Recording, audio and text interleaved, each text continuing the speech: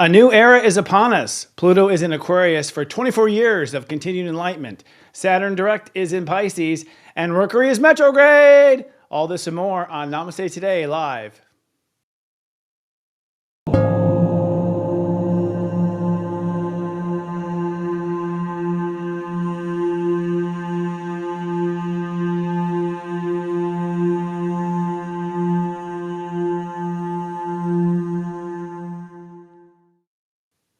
Hello, my earthly neighbors. Welcome to Namaste Today Live. My name is Sensei Christopher Witecki, a cosmic comedian, if you will, here to teach and coach and inspire you into the most serious joy you've ever experienced in your life. We're streaming live on YouTube, Facebook, X.com, Instagram, and even LinkedIn. If you're in our chat room tonight, say hello to your cosmic cousins. Tell us where you're from and what your astrology sign is. This week's top Astro headlines are: the sun is now in Sagittarius, and this year you're going to rewrite your entire story. We'll talk about that. Mercury is retrograde. That means it's time to rethink why you believe what you believe. And Saturn's now direct. That means the karmic clock moves forward, revealing your rewards. And then later tonight on Astro Mingle, astrologist, psychic, and intuitive empath Jennifer Zen is here. She's going to share her wisdom with the occult and speak about her oracle deck, the Eye of Zen. But before we dive into all of that, let's take a look at the week's moods and your zodiac weather. Weather is from Saturday, November 23rd to Friday, November 29th, 2024. Looking first at the weekend forecast, it looks like you're going to dive into the reality of what you believe and don't believe with yourself, about yourself. Let's drill down. On Saturday, it's sunny and feeling very real. Step one means the sun rules the day. The I love vibration is in the air, your heart chakra is ruling, and what you're focusing on is believing in self-love. This will in turn elevate the direction of where your life is going, and the moon in Virgo will point out anything that's not lovable. On Sunday, it's cloudy and feeling somewhat congested. Step two indicates the moon rules the day, and the moon is in Virgo, so you are hyper aware of everything in life, particularly things out of place. What you're learning to believe in is your own feelings and what they're telling you. And with the feelings set, you're discovering a happier mindset. Now skipping ahead to the weekday forecast, over the course of the next 5 days, we really enter into the depths of Sagittarius and come to a spiritual understanding of where our beliefs currently are. On Monday, it's sunny and cold. Step 3 means it's the Grandmaster Day of Sagittarius. Jupiter rules the day. So you are feeling like you can finally believe in yourself and you are trusting the way. But things go wonky. Mercury is retrograde in Sagittarius, beginning with Mercury at step 22. And it will go direct on December 15th, where it will reside at 6 degrees Sagittarius. So the theme of Mercury retrograde is innovating your beliefs about the future and then changing what you believe about your relationship to yourself. On Tuesday, it's actually cloudy but profound. Step 4 means Uranus rules the day. Expect breakdowns, yet breakthroughs when it comes to your belief in yourself. You are believing that you do belong with yourself and on what side of yourself you belong standing. On top of this, the sun will trine Mars in early Leo, really invigorating your ability to fight for your heart. And Venus will square Chiron, which means you're finally at a turning point when it comes to your ability to heal the future. The moon in Libra brings balance to all of these things. On Wednesday, it's sunny and justified. Step 5 indicates Mercury retrograde is ruling the day. The moon will go through Libra and Scorpio, so expect to feel sort of light in the first part, but feel heavy or closed off in the second. What you're learning to believe in is a fresh perspective, a new mindset, a new way of talking to yourself, or new vocabulary. And this is where we say officially, let the me evolution begin. Step 6 indicates that Venus rules the day, so you're going back and forth in regard to your feelings about yourself and your relationship to yourself. And by the end of the day, you realize you believe in your marriage, and therefore you're now preparing for change. The moon in Scorpio may wall you off or block energy that interferes. And then on Friday, it's sunny and trusting. Step 7 means Neptune rules the day, so intuition is very strong and fill in the gaps that your mind couldn't calculate in its retrograde. What you're believing now in is in the journey, what was fated to be. And you're now allowing your soul to lead the way. And with the moon in the highest degrees of Scorpio, it means what you feel is locked in for the future.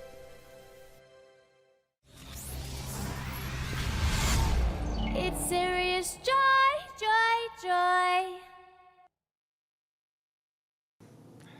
Please be kind and do subscribe to our YouTube channel, Serious Joy TV. Also, if you're watching on Facebook or Twitter and Instagram, please subscribe there as well or follow us. Hit the bell button so you're notified. And if you don't, please, everyone, take the like button or hit the like button no matter where you happen to be watching. Namaste Today Live is sponsored this week by Bubbles, Love, Drag, and the Power of Family. Directed by lightworker Jackie Schulman, this documentary follows the life of a drag queen and father in New Orleans. We're showing you the movie trailer tonight because Jackie needs your help. Adam, let's roll that trailer.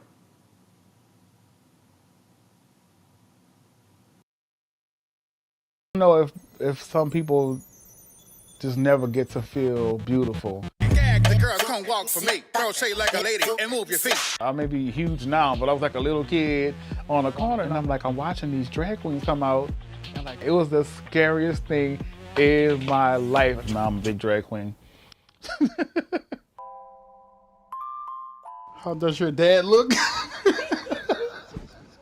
I realized that I did need him in my life, but now I'm just on the road to try to learn how to love him. It's gonna be weird, right? To hear them calling me mama.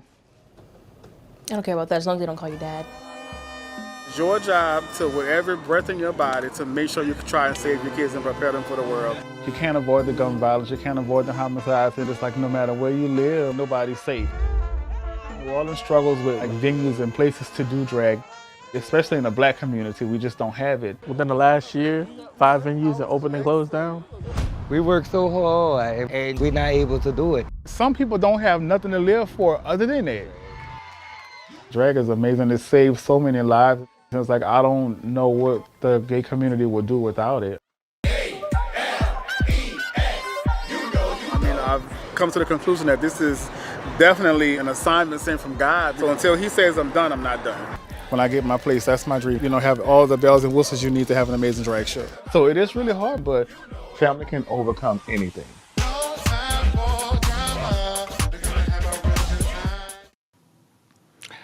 Now, Jackie is actually hosting a Kickstarter campaign that is now live and taking donations. We're asking to be a part of this Lightworker production. This is Hollywood, so to speak, going into the light. And I feel like we should help each other if we can. They're raising money to finish post-production. It's already shot and in the can, and it'll come out sometime next year, including a special Bubbles party that we're not quite sure when the date will be, but that's also something you can win by donating. So we have the QR code below us. It'd be great if you can contribute, and you will go on record for having done some good karma here. I hope to see you there, or maybe at the Bubbles party. All right, with that, let's move on to our planets and transits.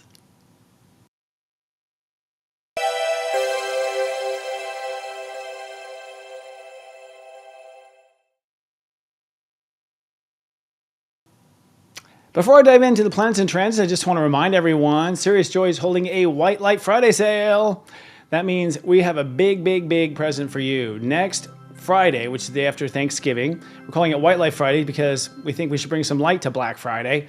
But what we're doing is we're offering 2 months of Serious Joy. Give it a try. You'll only pay $3.99 a month for each month. This usually is something we only do for 30 days, but we're doing it for 60 because we want to wrap up the year and introduce you to our new site. By the way, if you are a former subscriber, your status has been reset. You can return to the site for $3.99 as well for both months, and I hope to see you there. We have some exciting announcements, including a new series I'll talk about here after the show. All right. So I've got this issue with my glasses creeping down my face. Just so you know, it's driving me crazy. I haven't been able to get into the, the eyeglass store to get them tightened up. But nonetheless, it's kind of a good symbol for how things have been going. Everything's been slipping a bit, right? We're coming out of some energy shifts like crazy. Thank God Sagittarius is here. Let me just tell you that right now. Scorpio was intense. Libra was intense. Really, this year wrapped up to be quite a finale, I think. And if you're just tuning in, hi, I'm Sensei Christopher Witecki, an astrologer, and I've been walking through this jungle of karma for 18 years now. 2025 will be my 19th year on the air, promoting and talking about astrology. And I gotta say, this last year is probably the most exciting year we ever had because we're finally getting over some of our karmic issues, represented by Saturn and Pisces. It has passed through the first decan, so we are done with our karma with ourselves. In other words, we know what our issues are with ourselves, and we have the opportunity to face them. And now we have broken through with Libra, kind of restoring relationships to be more balanced and fair based on your karmic growth. And Scorpio is where we do the hard line. And boy, did I. I mean, we had some departures and changes in Libra, but in Scorpio, I drew the line myself, and that full moon in Taurus, the pagan new year, that was intense also because it really put a kibosh on the old story and where we were headed. So we get through this energy shift, and right before we go into Sagittarius, Pluto hits Aquarius, which is awesome. I'll talk about that too.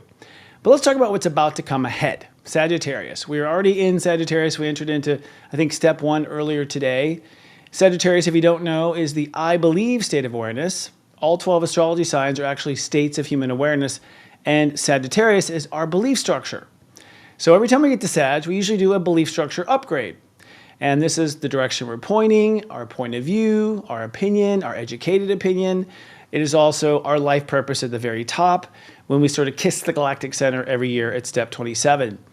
But this year, because you have faced some major karma in yourself, or haven't, and because many people are growing forward, and because we are really going forward with a new era for ourselves, this year Sagittarius, I believe, is going to be profound in the sense of how you may end up at the end of the transit believing something completely different about your life, your future, and what gives you purpose here on Earth. Not to mention, we have a lot of hokey pokey going on and turning ourselves around with Mercury and Mars. We have a Mercury retrograde that's going to be coming up here in the next week. We'll talk about that. That Mercury retrograde goes from 22 degrees Sagittarius down to 6 degrees Sagittarius. And so it begs the question of what kind of future we feel we belong in. So we actually ask the question, what future do I belong in anyways? What is my story really about? And then by the time Mercury gets to step 6 on December 15th, we'll be asking ourselves, well, if that's my story, who do I need to be to myself in order to get there? So as we move forward with the sun, we move backwards with Mercury.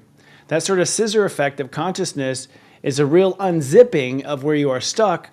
And once Mercury goes direct on the 15th, it allows you to rewrite going forward. So that alone makes this a strange Sagittarius transit. But adding to the fire is Mars. Mars is retrograding this month. It begins on December 6th, and it will end on February 23rd. 40 days or more is usually a Mars retrograde. Mars retrograde also means that your ego is going to be down for the count. One thing that always happens with Mars retrograde is people just lose the fight in them. They just really aren't in it anymore to win it, and they don't know what they're in it to win it for anymore. And that's the issue. So we all sort of get deflated. We lose our energy. Mars retrograde this time will go from 6 degrees Leo all the way to 17 degrees Cancer. And so this Mars retrograde is also begging the question, well, how much do I really love myself anyways with Mars retrograde? Do I really love myself? Am I really doing what's right for my heart? And even then, I've been pointing out on SeriousJoy.com that a lot of people think they love themselves by doing things they want, but they don't take responsibility for the things they need. So that's part of the retrograde as well. When you put that together, okay, Mercury retrograde and Mars retrograde, after a major karmic cleanup of a year, you find yourself realizing that, wow, we have the potential to completely rewrite our story, because as we examine and build our new story with the sun progressing into Sagittarius, we have deflated the ego and we've shut up the mind. The mind and the ego are usually the two parts of ourselves that conspire against us and keep us stuck in the old shift. And with them both now medicated or put on a retrograde notice, you're going to find that you can possibly find some truth, some real truth to what you are here to do, because you're no longer kidding yourself with these other two voices. On top of this, what's unique about this year is as the sun is in Sagittarius, the earth is in Gemini. And not just Earth in Gemini, but the Earth will conjoin Jupiter retrograde in Gemini. So this is also an amazing whammy. Here's why. Because Mercury rules Gemini, and Mercury will be in its opposite sign, Sagittarius. So we have the capital or the emperor or the president of Gemini hanging out with the Sagittarius country. And vice versa. We have the president of Sagittarius, Jupiter, hanging out in the Gemini country. So we literally have the opposite rulers in the opposite signs. What this does is allow us to rise above both signs. So if you're stuck in your thinking or you're stuck in your belief structure, when you have the opposites intruding each other, you have the ability to cancel out each other using each other, basically. It's only the opposite sign that really we can use to really manage a given sign.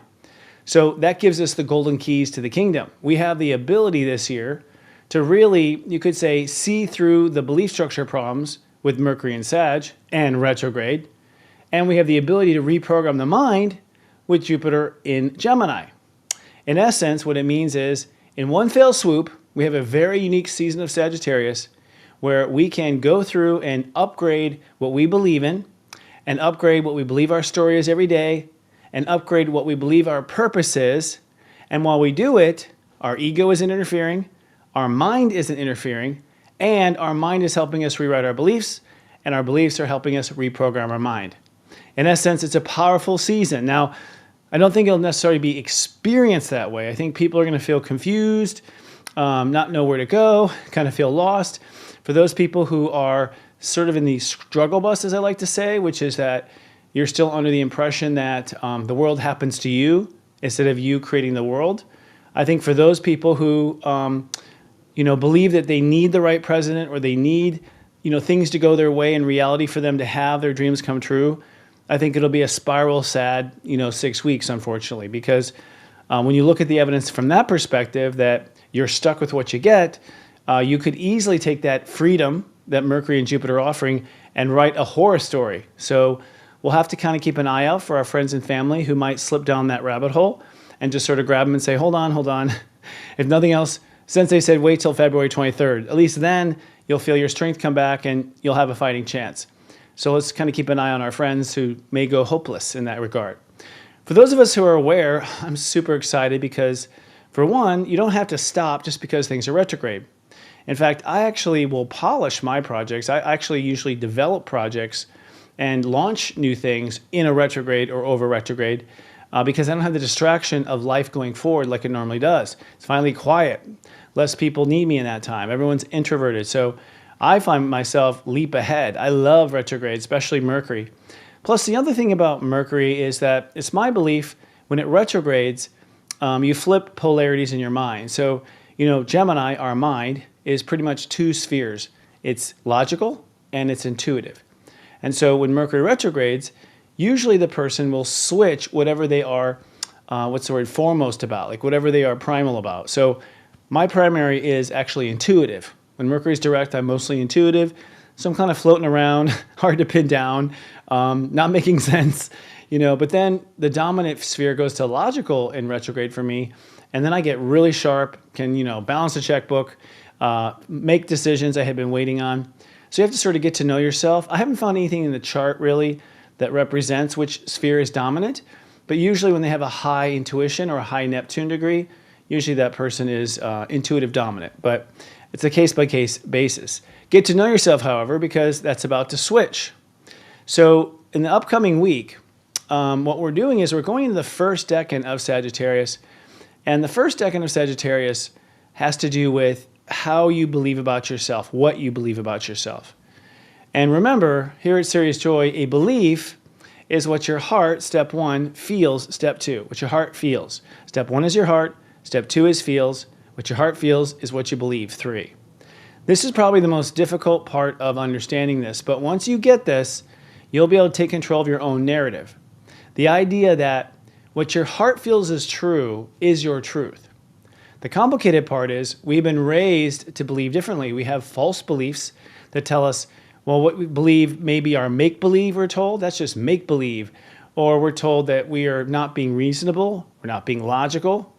But you have to go back to that premise. Do you believe that you're in a reality that you create, or do you believe you're in a reality that's forced upon you? You have to ask that fundamental question. Because if you believe it's a world you create, then what your heart feels is true, because what your heart feels is what you intend to create. You're the artist. Of course your heart knows what's going to work in your world, right? In the world that you are creating. So in this first chapter of Sagittarius, this might be the most difficult of all of them because this is where you have to let yourself out of belief structure prison. If you're a person who has listened to what your parents said that you were dumb, or listened to your first boss that said you'd never make it, or listened to your first partner that said you're lazy, you don't try enough, and you allow these beliefs outside of you to corrupt your beliefs, to hold you back, what I call self-limited beliefs, any belief that makes you smaller is false. I'm just telling you. Because the nature of the universe is expansion at an ever-increasing rate. So if you have a belief about yourself that makes you less, smaller, less capable, it's probably false. Probably something you adopted from culture, family, religion, school, all sorts of things. Even online pressure may have forced this false belief upon you. So in this first 10 days, our goal is to find these false beliefs and replace them officially with what our heart feels is true, and to live by that. And you'll go through that through all the steps. So right now, as I broadcast this, we're at step 1, Sagittarius, which means today it's time to decide, does your heart believe in you? Does your heart believe in loving yourself? Does your heart believe you are lovable? Does your heart believe that your heart deserves everything in the world? That's the question for the next 24 hours. And any other variation of your heart and what it really wants. So let's dive deep into the planets and get nano, shall we? And then we're going to have the soul horoscopes, which we typically call tea time. It'll talk about exactly where you are unfolding these states of awareness. Let's start, though, with just the week at large. Now, we're coining this week, basically, a happier mindset is our goal here. That we want to be in a happier mindset. And what we are doing is we are dropping the old ideas, all right? Happier mindset ultimately comes from realizing the architecture of incarnation, which is that according to the step system, step 3 is I believe, step 4 is I belong, step 5 is I think. So if you realize in your heart that you aren't stupid, like your parents said, then the happier mindset comes from a mind or a thought is the child of the belief. Therefore, it's not cool for your mind to be thinking otherwise if your heart believes that you are not stupid or your heart believes you have a potential. So in essence, when we correct the belief, we automatically begin to correct the thoughts. And so if we align a belief to what our heart feels, our mind will be even more cooperative. So the end result or the product of this week is probably that your thinking is going to change, and therefore your attitude will change. And that's what I'm calling a mindset. You have this mindset, this assumption that something will happen. And in this case, that assumption is that I'm not dumb. That means things are going to be cool. So as we move through the week, there's a key question I think we want to ask ourselves that'll sort of keep us along, and that is, what thoughts promote inner joy? What thoughts promote inner joy? And this is sort of a thought-by-thought basis. You could also say, if you have a thought about yourself like, oh God, I don't know if I'm going to make it. Well, does that promote inner joy? Now, you may wonder, am I just blowing smoke up my own you-know-what? Like, can you just say something joyful and deliberately ignore something negative? Yes, that's programming. You're programming your mind in the direction that you want. And remember, the mind is actually very stupid. It's just a programmable device that basically repeats what's put into it. And if you think about it at least 5 times, there's a good chance you're going to buy it. That's what advertising is based on. We basically brainwash our mind. We program it to repeat what the rules are. And what the rules are, frankly, is our belief structure. So let's take a look at the week and dive deep on exactly where the planets are and break this down state of awareness by state of awareness. First of all, we have the sun. The sun this week goes from step 1 to step 7 over the course of the week. See, here we go. It's the backwards camera thing. Where is it? And so what that means is between now and our next show, our heart is going to ask ourselves, do I believe in my heart? Step 1. Do I believe in my feelings? Step 2. Do I believe in myself? Do I believe what I believe? Step 3. Do I believe in where I belong? Do I believe in what my mind is saying and my attitude? Do I believe in my relationship to myself? And then lastly, step 7. Do I believe in my soul's calling? Do I believe in what my soul's telling me? Do I believe in what my spirit is telling me? Step 7. And so we move through this whole arc of just asking ourselves yes or no, and feeling it or not feeling it, and getting a truthful answer. Now, this is actually the basis of reprogramming your whole belief structure, because if you don't believe in yourself, you won't believe in what you try to manifest, and you won't believe in the future that you want. You have to believe in yourself first. They build upon each other in consciousness. And so this is the most important from 1 to 7, frankly. When we come back, we'll then have step 8, and that's when you will commit to what you believe in yourself. At that point, the core code, basically, I'm trying to think what they say in like programming, but your kernel, that's it. Your kernel programming will be complete. And then next week, we'll carry out from that place. Now, at the same time, Mercury will station retrograde at step 22. In fact, interestingly enough, we have, of course, this weekend where we're sort of contemplating our heart and our feelings. But then at the end of Monday, which is the Grandmaster Step 3 day, by the way, Grandmaster being 3 is the number of Sag, which is 3. That's when we will come to our conclusion about what we believe about ourselves, is on Monday. And then that night, Mercury retrogrades at Step 22 Sag. It's almost as though Mercury was waiting for you to be clear on whether or not you believe in yourself. That's the final question that's necessary. Do I really believe in myself? And you say yes or no, and Mercury retrograde goes, great. That will determine where we belong in the future, what's possible in the future. And so, I think people can go both ways. If you don't believe in yourself, then you won't believe in changing the future. 22, where Mercury is, can be seen as both breakdown and breakthrough. And I think that's all determined upon whether or not your heart truly believes in yourself and if you feel it inside. So that's really the work right there, the heart deciding that we are invested in ourselves, and Mercury contemplating a new future and then starting to retrograde backwards. Mercury will only reach Step 21 by the end of the week. Step 21 is the Grandmaster high version of Mercury. And so by the end of the week, you'll probably start to believe that an alternate future than you once thought is possible. That's what I'm speculating on. Source code, yeah, thank you. Kernel code, thanks, Adam. So let's move on then to what's going on in Capricorn. It's important in Capricorn because Capricorn is sort of where we're going to seal the deal, and Venus is up there right now, going from 13 to 21 Capricorn. And Venus is where we sort of get consciously lubricated and sort of open up and accept new things that we normally don't. Venus goes from 13 to 21, which means that we're opening up to an alternative daily reality, alternative means of control, alternative direction that we'll take with business and all kinds of things. We're just opening up. It's like we're looking at a catalog, saying it might be possible. And by the end of the week, we are opening up to a whole new power structure for us in the future. Just opening up. It's potential, but you got to open if you want to begin to see what's possible. Of course, behind all this is the big headline news, Pluto in Aquarius. Pluto in Aquarius at Step 0, powerful for so many reasons. 1, 0 is the number of Pluto, so Pluto's in its most powerful position. And I feel like in this first degree of Pluto, which has been there for a little while, we are ultimately drawing boundaries with ourselves and making a very yes or no decision as to whether or not the quality and vibration of our lifestyle will rise. So we're holding space for everything to rise. And we have to open up to the possibility that we can. So Pluto 0 is, do I have the potential to rise up? Or do I need to be influenced by the world? Where's the line about my potential for ascension? But the other thing about Pluto at 0 that's fascinating is that 0 is a magical number. You actually have access to all step numbers through the portal of 0, similar to 4. So you can sort of imagine how far your life can go or how far you're going to ascend. You can sort of create like a bookmark consciously to where you intend to end up. We'll talk more about that in Serious Joy. That's some of our wizard making with energy, but it's still relevant to know. The other thing I want to bring up first, and I'm going to do this before the moon, maybe pulling your leg here, is Leo. Can we talk about Leo next? With Leo and Mars, this is opposing Pluto, first of all, creating sort of a tight wire, all right? Mars is currently direct at 5, but as I mentioned, it's going to retrograde at 6 degrees on December 6th. That's funny.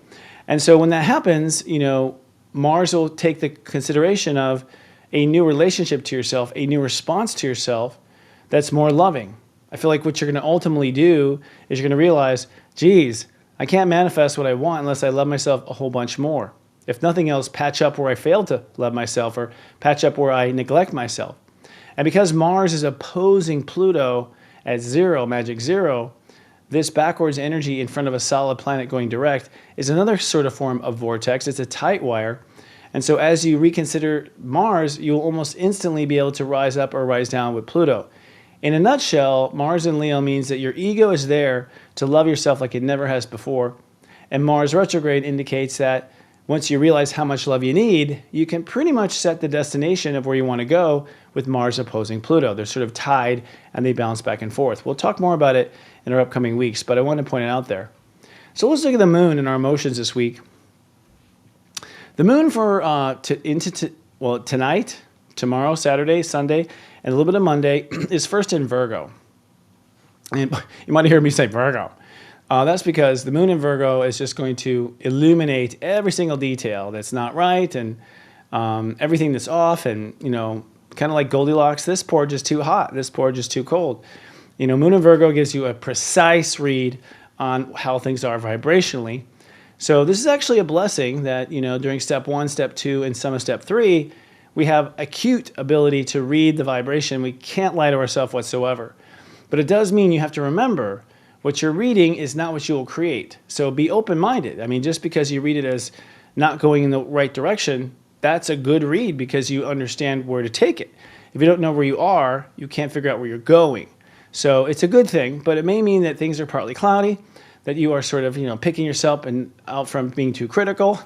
It may mean that you're a little too harsh on yourself, and you might have to kind of keep with a little bit of Pisces energy to sort of be accepting of what you may feel. Then, of course, on Monday night, Tuesday, and part of Wednesday, the moon will go into Libra. And as the moon goes into Libra, now we start to get back and forth and really start to weigh emotionally, like the finite details, the balance, finding the middle road, finding the path of least resistance as far as how we feel about certain things. And of course, on those days, how we are feeling is, really dealing with our belief in ourselves, where we belong, and what we officially think. So what do we believe, belong, and think has this emotional weighing effect back and forth. And then come Wednesday night, the moon will then move into Scorpio, and it stays there Thursday and it stays there Friday, for lack of a better, until we get to our next show. And that's where we emotionally draw conclusions. So in 1 week, as you can see, we give ourselves a full analysis with all the details. We become more fair with Libra, and then we seal the deal and we emotionally tie off where we feel the boundaries are. So it could not be a more perfect week energetically to assess precisely how much you believe in yourself or don't. Now, all the while, we have Pisces energy. And the headline here is that in Pisces, Saturn has station direct at step 12. If you don't know, 12 adds to a 3, which is Sagittarius. So Saturn is at a Sag degree right now. And that means that we are ready to take responsibility, Saturn, for what our heart, step 1, feels and believes, net 3. And it also means that karma is officially moving forward. In other words, you are creating new karma right now. And you'll also begin to have new waves of karma come splashing up on the shore, because when Saturn is direct, Saturn reveals where we have issues, giving us the strength to take responsibility, but also really being very tough on us in the sense of, hey, this is what it is. No more denying it. So Saturn ends the denial. So we can no longer be in denial about our daily life or things going on in our daily life. We're no longer in denial about the patterns we have in relationships. We can no longer be in denial about how we sabotage things for ourselves, things like that. So we are going to face that head on. But I argue, too, we're going to feel this magical sort of wonder energy because we have the knowledge that we can move forward and rewrite the story. Neptune still at 27 retrograde means that the destiny is unchosen, that we don't know how this will turn out, and that the consciousness of Neptune in 27 is literally downloading 27, our spiritual mission. And so we are very much in touch with our mission, should we listen. Then I talked about also Jupiter. Jupiter in Gemini is retrograding from 18 to 17 this week. That means that we are reconsidering what we're aiming for, and then we are reconsidering what to commit for in our minds. So this is sort of the strategy, the plan, the details involved, maybe re-examining a plan and coming up with a better plan, or maybe throwing the plan out and realizing we need another plan. But 17 to 18 means there's a real shift in the mind. The mind makes a real change in the direction it's thinking by the end of the month. Then, of course, we have Aries at our nodes. In Aries, the North Node has progressed to step 4. Now, that's volatile. Step 4 is I belong. It's the same number as Uranus. Saturn at 13, that's to a 4 in Pisces, so there's another 4. 4 is the door to a whole new reality. And the North Node at 4 says, hey, there's a whole new approach to the way you respond to yourself. And remember, response is ego. That's Aries. So what you're going to realize, no matter what, even if it's like a good report coming in and you realize everything is great, that the way you treat yourself, the way you respond to yourself is not on the right dimension to get to the dimension you want to get to. So we're all going to realize that we just can't respond to ourselves the way we used to. We have to up the game. And in most simple terms, 4 degrees is on the right side of your heart, the loving side. So if you have every action for yourself be a loving action, you'll be on the right side of yourself, and you'll be heading in the right direction. Now, Chiron, still retrograde at 19 degrees Aries, is suggesting that as you find the right approach with yourself, the right inner response, whether it's a verbal response, an action, or a lack of, taking away from abandoning yourself. Chiron 19 says, hey, you are actually healing the potential to end up in the destination that you want to be. You're also healing the potential to manifest what you need to manifest. So I expect that as we move down the right path, with being on the right side of our heart, we're going to have more hope and less worry about 19 Aries Chiron. Then in Libra, the opposite sign, the south node at 4 degrees, basically saying, hey, it's time to leave behind when you are not a friend to yourself. It's time to leave behind when you are not on the right side of your heart. And when I say leave behind, I also mean leave behind all the evidence, all the criticism, everything. The entire spiritual baggage must be packed and sent away.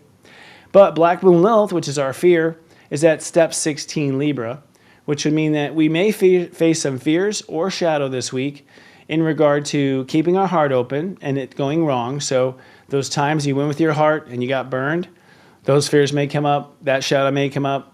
Any kind of shadow or fear you have around spirituality and being mistreated for what your beliefs are, or being outcast because you weren't the right spirituality or religion, those fears may come up as well. And if you have fears of opening your heart and giving it another try, those fears may come up as well. So we are facing a lot of shadow in Libra. And 16, by the way, has a lot to do with our daily relationships. So karma between literal people and classes of people could very well come up right now. You know, being judged because I'm a pilgrim, or being judged because I'm a pagan, right? And then lastly, Taurus. We have Uranus in Taurus, which is retrograded right now to step 24 all week. That means the universe is looking to reconsider, this is the same step number as the full moon we had, to reconsider our relationship to the future as it relates to what we intend to manifest. So in essence, Uranus sort of breaking down the relationship we had to the future. An example of that would be, it's impossible odds. That's a relationship to the future. They're always against me. That's a relationship to the future. We adopt these struggle bus relationships to the future, which then sort of shorten our ability to innovate and do what we want. So we're starting to allow that old relationship to erode this week. And if you want to get straight to it, it's where you feel you belong. If you don't feel you belong in that direction, then friend, you really don't. All right, so it's now time for us to get a little deeper on you know who, you, my friend. Go steep yourself some tea, and let's have our tea time.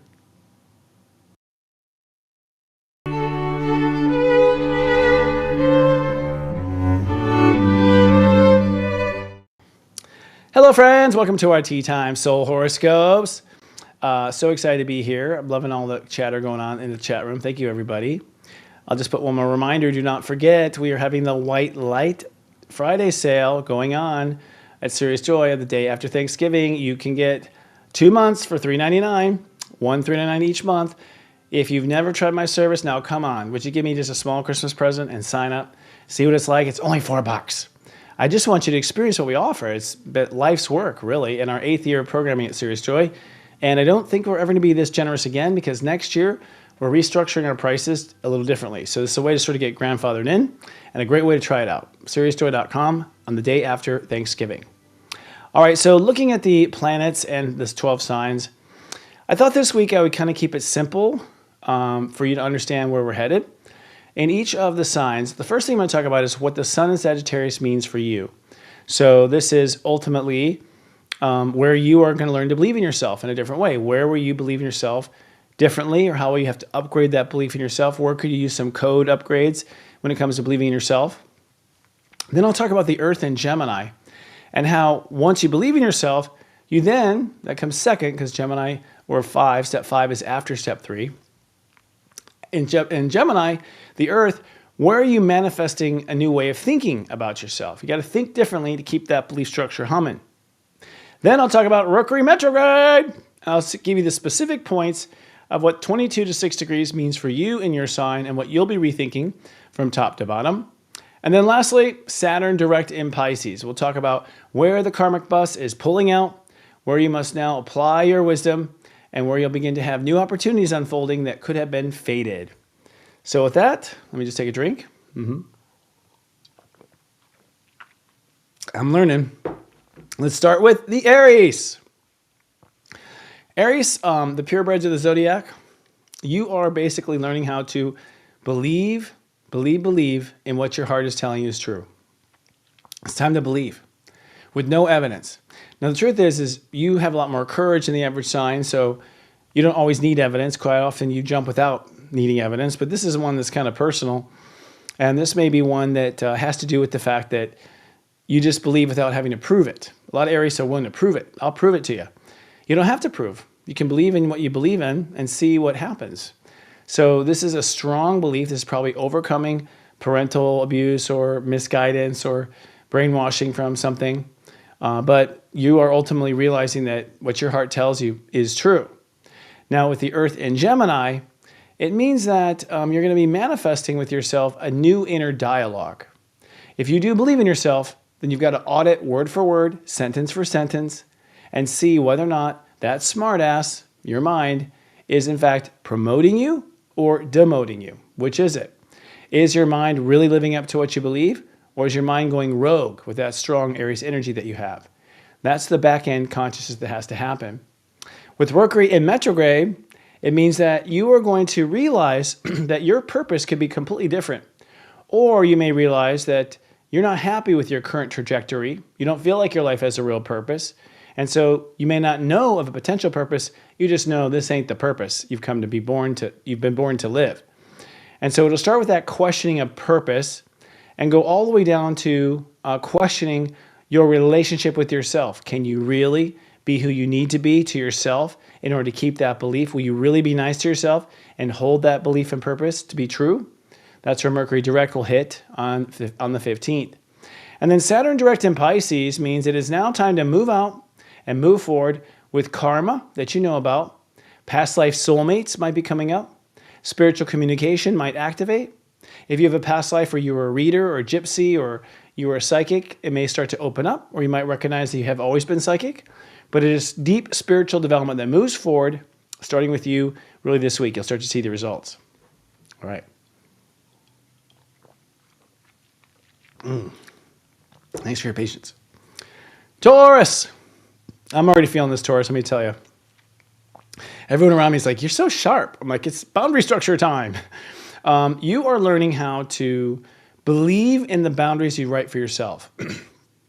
So I think Tauruses will be very negotiable about boundaries because they want to get along. They have a Sag energy that, wants to get along and bring culture together. And so Sag energy in the 8th house will, for Tauruses, sort of get too philosophical, and then the boundary gets kind of murky. And, so believing yourself for you comes down to believing where the line needs to be drawn and standing up and enforcing it. So you are believing in that self-trust and creating new boundary consciousness. And by trusting your boundaries and by sticking to what you believe for boundaries, you develop integrity inside yourself and strength. The Earth in Taurus means that this will turn into self-worth. So you're going to grow more confidence, more soul capital when you draw those boundaries. Your mind will assume positive, will assume abundant. Your mind will assume that everything will be fine. You give yourself the benefit of the doubt or the credit that you deserve. And so the two will work really strongly to up the spiritual credit rating of Tauruses. Now, the Mercury retrograde is in Sagittarius, the 8th house. And so that means you may realize that you may have the potential to transform into someone or something that you never thought was possible. And with that question, you'll be forced then for the whole 3 weeks to reconsider exactly where the line is and isn't. So you're in deep negotiation with yourself about where to draw the line and, of course, which to enforce or let roll. And then with Saturn in Pisces, it's now time for Tauruses to move forward with their official role in society, your spiritual calling, your reputation. Basically, probably the part of you that was going to leave behind on the planet as your image. You could say that everything up until now was sort of a murky exploration of what's possible in society, but now with Saturn direct, you're crafting probably the reputation you'll be known for when you move on. So that's Taurus. All right. Gemini. Gemini, you are now believing in yourself and basically deciding in your relationship to yourself, do you believe in yourself or not? And does every response in yourself base on believing in yourself? So, when you get upset and you don't think you can do it, do you officially believe in yourself or do you officially abandon yourself? Which way do you point the direction? So Geminis are really believing in their relationship to themselves, believing in their mirror to themselves, believing in what's necessary to bring the best out of themselves. This is you standing up and being your own best friend, or your twin, if you will. Earth in your sign means, first of all, you're getting a bit of a physical upgrade. Geminis might have a change in their appearance or their ability to perform or their ability to manifest something from their talent. But Earth in Gemini also means that you're manifesting a new response to yourself, a new way of treating yourself, and a new way of representing yourself through ego. So your ego on your side, basically, is what's being said. With Mercury retrograde, it does mean that you're going to perhaps a couple of things. One, you may be in a relationship and realize, I don't know if this is going to work out. So you might have this realization that where relationships are headed, or a given relationship, it's up for a breakdown. It's just not going to work. Or you may realize, hey, I think I deserve better than this. Or you may realize, if you're single, hey, I think it's time for me to get in a relationship. Or you could realize this relationship is not working. But there's a quantum big picture shift in the way you see the potential of long-term relationships. Now, once Mercury gets to 6, it begs the question, all right, am I there for myself? Will I accept my marriage vows? What do my marriage vows have to be if I'm going to find myself in the outcome of relationships that I saw a vision of just 3 weeks earlier? And then, of course, Saturn in Pisces direct. It is a cue for Geminis and Gemini risings to move forward now with leadership, with career, with parenting, with responsibilities. You have a calling, basically, and it's time to take responsibility. If you're sloughing off in your career, it's going to bite you. Let me tell you, Saturn in the 10th house is not nice, but it is getting you to the job you need to do. All right, moving on. Cancers! Cancers, you are finding out whether or not you believe in yourself in the present. And so it's in the moment that you are learning to believe in yourself. In the moment to moment, in your health. Do you believe in your health? Do you believe in your body? Do you believe in your capacity to heal yourself? Do you believe in the now? Or are you off somewhere like the future or the past? A lot of Cancers I know, time jumping. They're always living in the past or the future and not in the present quite often, I find. So I think it's, you got to believe in yourself in the present, but rewriting your ability to walk, in belief as you take each step, that you walk believing in yourself every step you take. The Earth in Gemini says that as you believe in yourself in the moment, you'll begin to manifest faith over fear. So if you've been back and forth with having faith in yourself, or by the way, if you worry about stuff, worry is based on fear. So any kind of worry, any kind of anxiety, any doubting, that's all fear. That's all fear. So it's time to manifest a fearlessness and to choose faith over fear or love over fear. The Mercury retrograde is going to be a reconsideration of your entire lifestyle. You're going to ultimately see a potential for a different lifestyle, a different way of life, or you will at least realize, this way I'm going, this direction, not working. I need to find a new way of life. So Mercury retrograde will be a lot of shopping for quality of life, kind of things you do, work, routines, equipment you use, where you work, where you locate. Your entire quality of life in the day-to-day is going to be looked at and re-examined. And by the end, with Mercury at 6, you'll probably go, okay, I deserve this kind of moment. I deserve this kind of day-to-day, this time to kind of moment to moment. And you'll come to realize what you need to go forward, what you need, what your body needs to go forward. Saturn direct says, it is now time to move forward with new learning, beliefs, being responsible and putting your beliefs into action in life. Time to move forward with education, time to move forward with certain travel that'll blow your mind open. If you're feeling like a real calling to some foreign country, it could very well be a past life memory knocking on your door. All right, moving on. Leos! Leos, you are now looking at how you believe in self-love. What do you believe you deserve as far as love from yourself? Do you believe you even deserve it in the first place? Do you believe that it is what you need, or is it what you want? So re-architecting your belief in your heart. Believing in your heart is the core of this.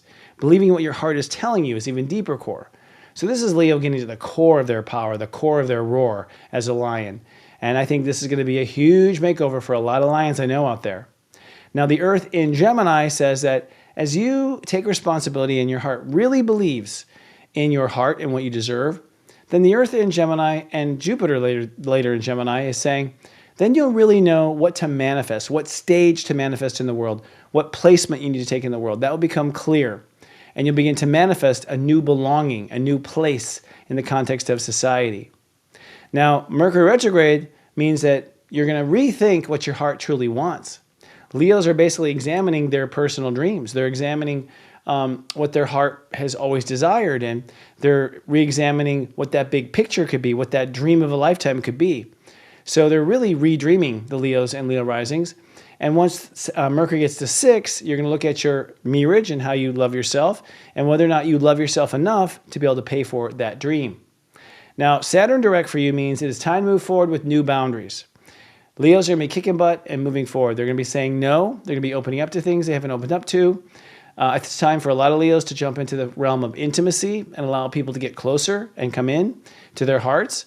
It's also time to draw some new lines with the world and say, nope, no thank you, and yes, I might try that. So Leo's doing a lot of transformation when you combine the 5th house and the 8th house, which is where this energy mostly is. Virgos! Virgos, you're changing your philosophy about how you feel about yourself. So you may have always felt like a loser, or felt like a this, or felt like a that. And that was a theory. I don't know if it was really in touch with your feelings. I wonder if it's more philosophical. I think Virgos are on this ever exploration. Forever and ever, they're exploring what they think and what they believe. And I think for some of you, you have to believe something different about your childhood, to believe something different about your inner feelings. And so there's a new belief that maybe, reframes from the victim to the student. Maybe you just say, hey, I believe I was a student in my childhood. I'm not a victim. I signed up for this. But this re-architecting of what you believe in your feelings is what's going to release you. And with the Earth in Gemini, it means that you can now manifest better decisions for yourself, better self-discipline, and eventually, as the Earth moves forward, a better career and legacy.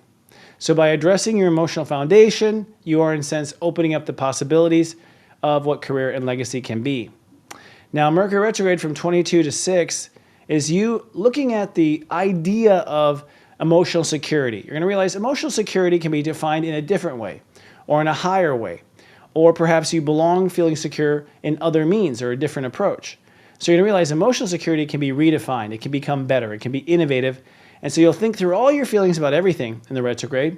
And by the time Mercury goes to 6, you'll be coming up with the perfect relationship you ought to have with your feelings. And that relationship with your feelings will be the foundation of your new emotional foundation. Now, Saturn direct for you is in the 7th house of relationships and partnerships. So officially, Virgos are moving on to their next chapter in relating. This is how you relate to everyone, by the way, how you relate to chocolate, how you relate to sleep, how you relate to the government. But you are moving forward now. It's up to you to decide where you want to go. Just listen to what your heart feels and try not to overanalyze it.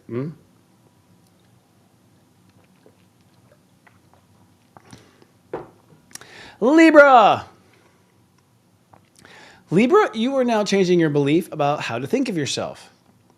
Libras can be, Libras are funny. They sort of tell a story to themselves all the time. And every now and then that story changes. And this is one of those times. The story you tell yourself on the inside, I'm thinking of a Gwen Stefani song right now. But that story you tell yourself was written in a time when you were in pain or neglected or in your first marriage. But that story that you tell yourself is really not applicable anymore. You've outgrown it. And this story, of course, is always being reinforced with your thoughts to yourself, the way you communicate to yourself, etc. So, you're basically changing those quiet little moments with yourself and changing what you say. Now, the Earth in Gemini says that as you change the dialogue with yourself, you open up to really manifest believing in yourself like you never have before. So you're going to manifest phenomenal belief in yourself, which is so necessary for Libras especially, because they are so sensitive and reactive to the world. You've got to be strong inside about what you believe and clear. So you'll be clearing up any doubts or arguments you have with yourself if you do the transit correctly. Now, Mercury from 22 to 6 in Sag says, let's put it this way, you're going to realize that there's a whole new attitude you can take on life, a whole different approach. And that approach will be probably too good to be true. And so you'll spend the entire Mercury retrograde going through, analyzing, thinking, rewriting, rescoring, reorganizing the way you structure stuff, really rethinking the way you think and rethinking your philosophy about thinking and rethinking the school of thought you take when you think. And that gets back down to step 6, your ruling step number, step 6 Sag, where you'll then realize, okay, The relationship to myself in my mind, that private relationship of dialogue inside, needs to be this if I'm going to take on this world perspective. Then Saturn direct says, hey, for Libras, it's time to change your daily life. Time for a new job, time to relocate, time to upgrade, time to get a new car, time to slow down that commute, time to change your to-do list, time to hire some help. It's time. It's time to take responsibility for creating a life that you enjoy. And you have everything it takes to do it, friend.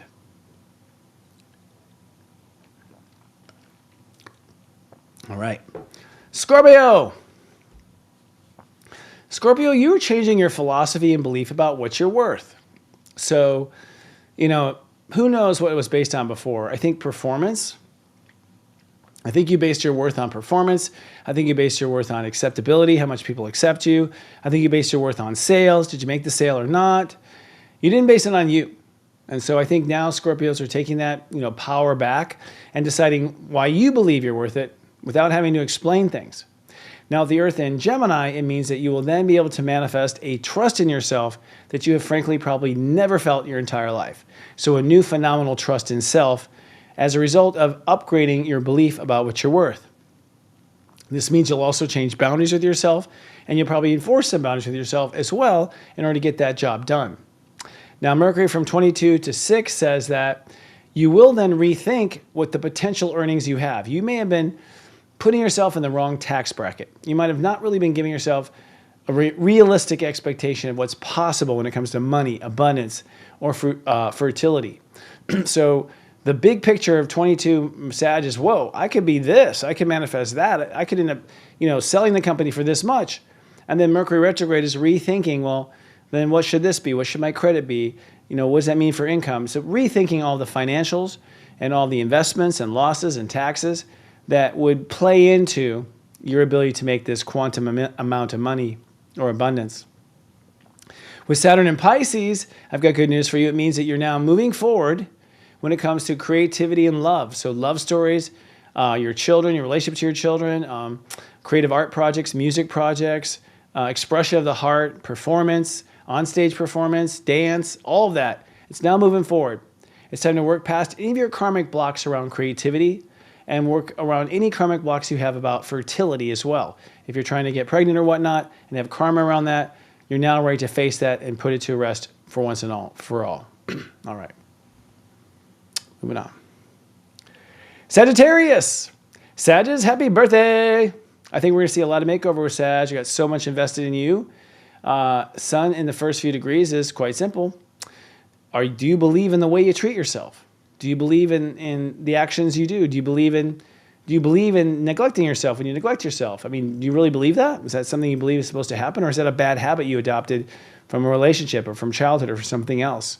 So it's really about believing in the behavior and believing in the responses to yourself and following what you believe, practicing what you preach with yourself. Now, the Earth in Gemini, it means that as you believe in your actions with yourself, you will manifest a new relationship to yourself. This is a new way of looking at yourself in the mirror. It's a new way of approaching yourself, a new way of coaching yourself, a new way of motivating yourself.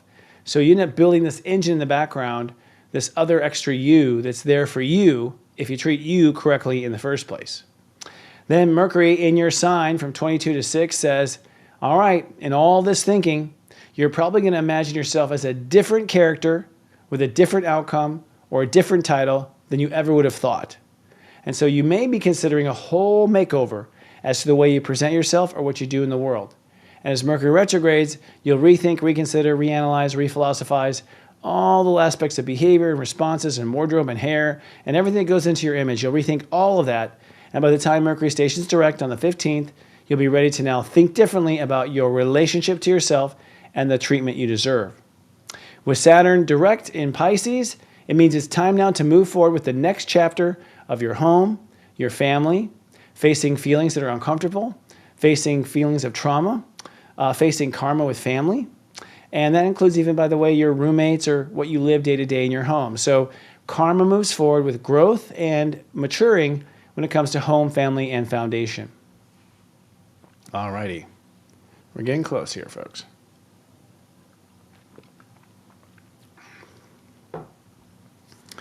Capricorns. Capricorns, you're going to believe in faith over fear. You've come to a point now where God is calling you on your hand. Do you believe and have faith in yourself, or do you not? That's it. Do you believe in your fears, or do you believe in what you sense? That's it. It's time to believe. Believe and have faith. It's that simple. And unfortunately, no one gets out of this lesson. Everyone has to believe and have faith. But you're being called on it now. This is your chance to do it. It is a decision, just so you know. You decide to have faith, and then you force yourself to follow through with it. So it doesn't come automatically by itself. It does take a line drawing, a commitment, and enforcement. But once you do, it'll stick. Now, the Earth in Gemini says, as you believe and have greater faith in yourself, you will manifest better health. You'll manifest better enjoyment in the moment. You'll manifest quality healing and quality advancement in your body. So if you want to do any kind of weight loss, or you want to go to the gym and gain muscle, you're just going to manifest all that in the moment much better if you have faith in yourself. With Mercury going from 22 to 6 Sagittarius, it means you're going to reconsider your relationship to God altogether. That you may realize, you know what, maybe I am special. That be a reconsideration. Or maybe I am channeling the angels. That be a reconsideration. Or maybe I have a special place in this lifetime. That would be a reconsideration. So whatever you think your fate was, or you felt like you were doomed or blessed, you're going to realize there's a new outcome than you once thought, and rethink through your karma, rethink through your faith, rethink through your spirituality, until Mercury gets to 6 degrees. And at that point, your mind must now adopt a new relationship to yourself based on faith, not fear. Now, Saturn direct means it's now time to move forward with your intelligence, your thinking, your communication plans, move forward with writing that book or writing that movie or writing that song, move forward with coming up with a strategic plan. Basically, it's time to plan the next chapter of your life and to make sure you don't include karma when you plan. All right. Aquarius. Aquarius, you are now renegotiating what you believe you have to be in the world. All right, that's what it is. What you believe you have to be in the world. Now, what you believe you have to be in the world is based on you. It should not be based on the world. So one of the big hiccups here is Aquarius is if you say, well, everyone makes fun of me, so therefore I have to be. Nope. You have to be, and then therefore you'll attract the right people. So shifting your belief in what you have to be in the world, being a better friend to yourself when you put yourself in the world, will then bring the world that you want. So this is a big, powerful shift here. We might see Aquarius finally adopt the fact that they're light workers or that they're here for the age of Aquarius. This might be the big reveal. By, I'd say, Aquarius birthday times, we might see a whole new Aquarius, because right now they've decided to give themselves a makeover, starting first with who they think they should be or believe they should be in the world. Now, with the Earth in Gemini, it means as you find the right positioning in the world, you start to fall in love with yourself, your self-love manifests to a new degree, your soul capital rises. So you're going to manifest more love, more appreciation, more joy for yourself as you put yourself in the proper belonging in the world rather than the ones you were told to or falsely made to believe to. And then Saturn direct says it's now time for Aquarius to move on to the next chapter of making money.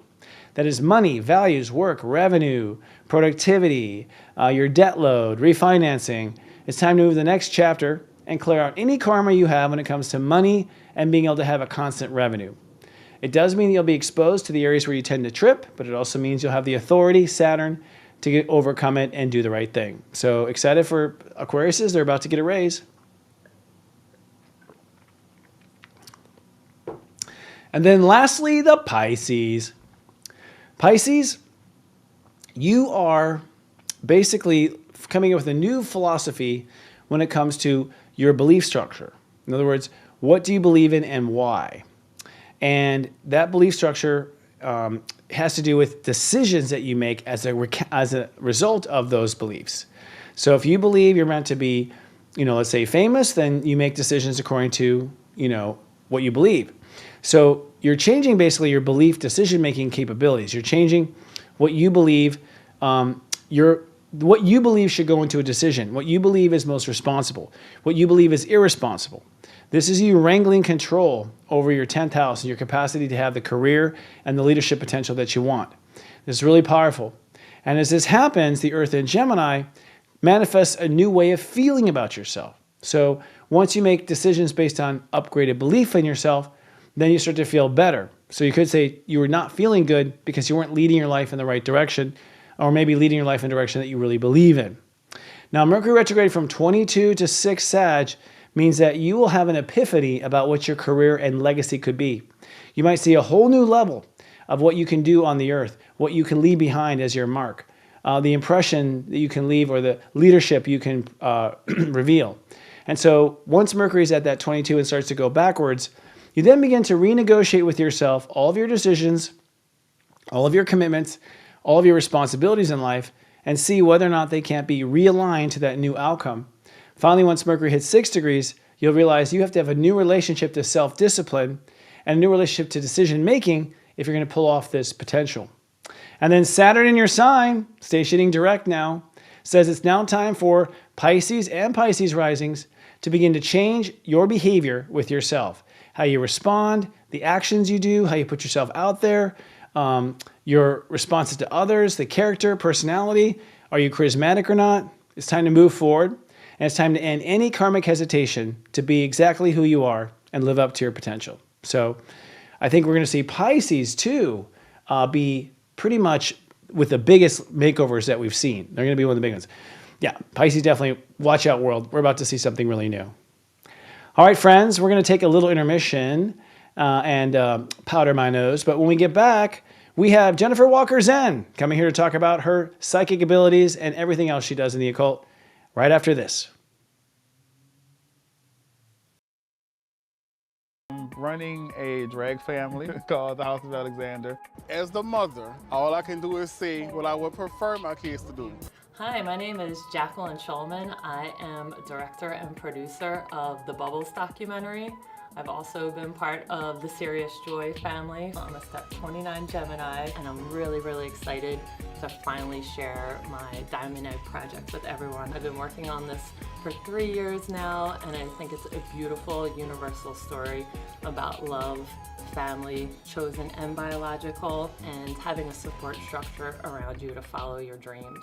I am starting my Kickstarter next week. Even if you can't give money, as long as you're following us on social media, telling a friend, joining our email group, I think this is a great time to come together and to really support one another in our creative endeavors. And I'm so glad to have you guys along on my journey.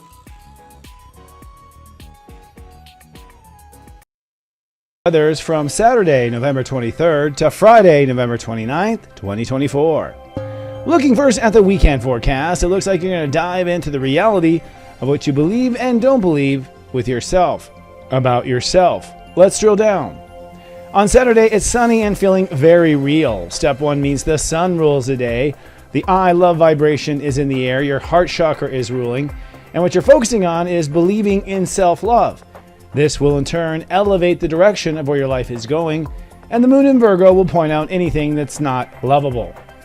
On Sunday, it's cloudy and feeling somewhat congested. Step 2 indicates the moon rules the day, and the moon is in Virgo. So you are hyper aware of everything in life, particularly things out of place. What you're learning to believe in is your own feelings and what they're telling you.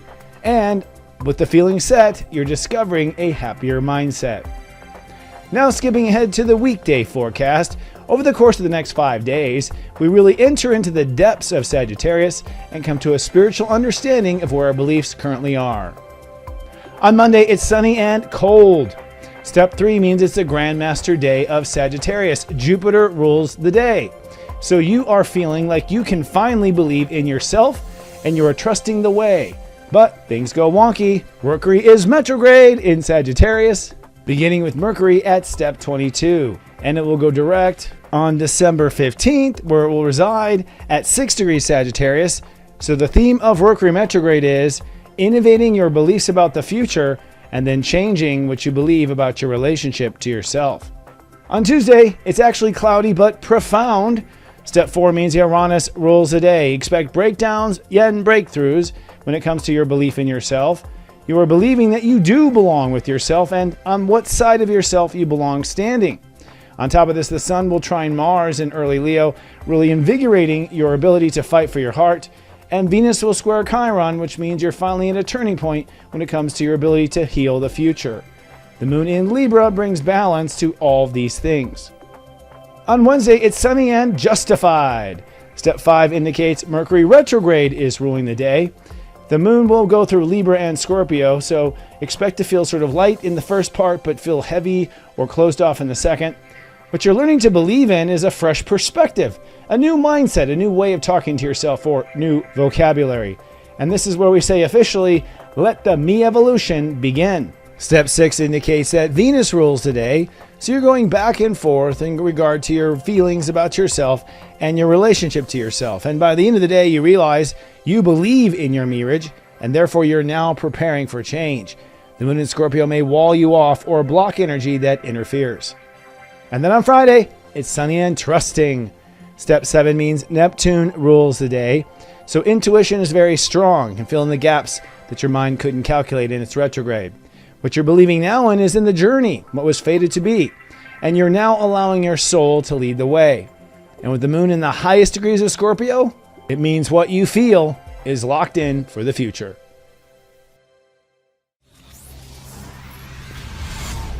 It's serious joy, joy, joy. Welcome to Astro Mingle, the spiritual podcast that mingles with the talented lightworkers and innovative influencers of our time. We are always fascinated by people who are down similar paths of ourselves, and this particular guest tonight is on a similar path. I can't wait to compare notes. And here we go. Sorry about that. We had a little hiccup here in our script. Great. All right, Jennifer Zen is internationally known as a generational spiritualist and psychic empath. She has over 30 years of experience working with the tarot, the Gypsy Oracle, and I think the Lenormand cards. I'll have to ask her how to pronounce that. Jennifer also possesses deep knowledge of both esoteric and occult topics and has helped thousands of clients navigate through complex relationship issues with stunning success. In addition to her psychic gifts, Jennifer is an active artist in her community and the creator of the highly praised oracle deck, the Eye of Zen. You can watch Jennifer's work on YouTube channel where she shares videos related to the tarot readings, spiritual topics, and relationship coaching. Her channel has approximately 470,000 subscribers who already love her and features a variety of content including weekly and monthly tarot horoscopes for each of the astrological signs. So without further ado, please send waves of love and gratitude to welcome my guest, Step 18 Cancer, Jennifer Zen. Yay! Hi, how are you doing? Thank you so much for having me on. I really appreciate it. Well, thank you. Thanks for coming. We really appreciate it too. Especially since we do similar stuff, it's exciting for me. Yes. Yes, I often have astrologers on my channel as well. So. Oh, do you? So, I'm just going to skip the script here. Diane's going to flip her lid, but let's go ahead and ask you, what do you think? What do you think of the current planets right now? I mean, just what's your take on Pluto and Aquarius and your take on, Saturn direct in Pisces? To me, these are just kind of heavy karmic transits. What's your approach? I actually feel like there's going to be a lot of big, heavy changes coming in. Especially potentially around politics and about possibly, some disputes, arguments, with the world politics, especially. And I feel like we're kind of going in the direction towards the war at this point. And also, I did also pull some cards on some of the things that some of the profound changes that were going to happen, considering with the Pluto transit. And a lot of the bigger changes are going to be around the financial system and our leadership. And it also showed that there's going to be a lot more spiritual understanding, because I got the star card as well. So that's very interesting. But definitely a lot about politics, disputes, and governments and money, our money systems. Yeah. We coined that hashtag Donald Trump. Here in the United States. Right. But I agree. I can't, and what do you feel about Pluto and Aquarius at large? I mean, the 24-year arc, how do you see that as a larger transformation? Well, this would definitely lead into some of the stuff that I learned during my spiritual awakening and my visions. Okay. So I literally felt the reason why I quit my job when I went through my spiritual awakening is because I felt like I was in a Terminator movie. And I was like Sarah Connor looking like, there's going to be some stuff, very tough stuff coming. Yeah, very big changes coming in the world. Yeah, well, that kind of leads into my question to you. You have a bachelor's degree in Temple University's Fox School of Business and worked as an accountant. and you hop from being an accountant to a full-time psychic. That's quite a leap, by the way. I mean, Yeah. letting go of the secure and then into the unknown. What prompted that for you? Was it a vision that you just mentioned? Well, I did know that I was psychic since I was 14 years old. Mm. So this is not something that was new to me. And most people will say, well, a lot of people will say, well, tarot readings are, that's part of the devil and all this kind of stuff. And even astrology, right? As we hear all the time. But people don't understand, we're going to experience these things regardless if we follow that path or not, right? I've been having visions since I've been 14 years old. And I experienced things, but I still didn't expect it to be a full-time career for me. It wasn't until this major shift that I had within myself. And the best way I can describe this shift was I went through a near-death experience while I was awake. Holy moly. What was that like? It was pretty profound. I got to find out a lot about what was going to happen in the future, and also who I was to be. So obviously that would shake up your belief system and the path you're supposed to go down. I felt like,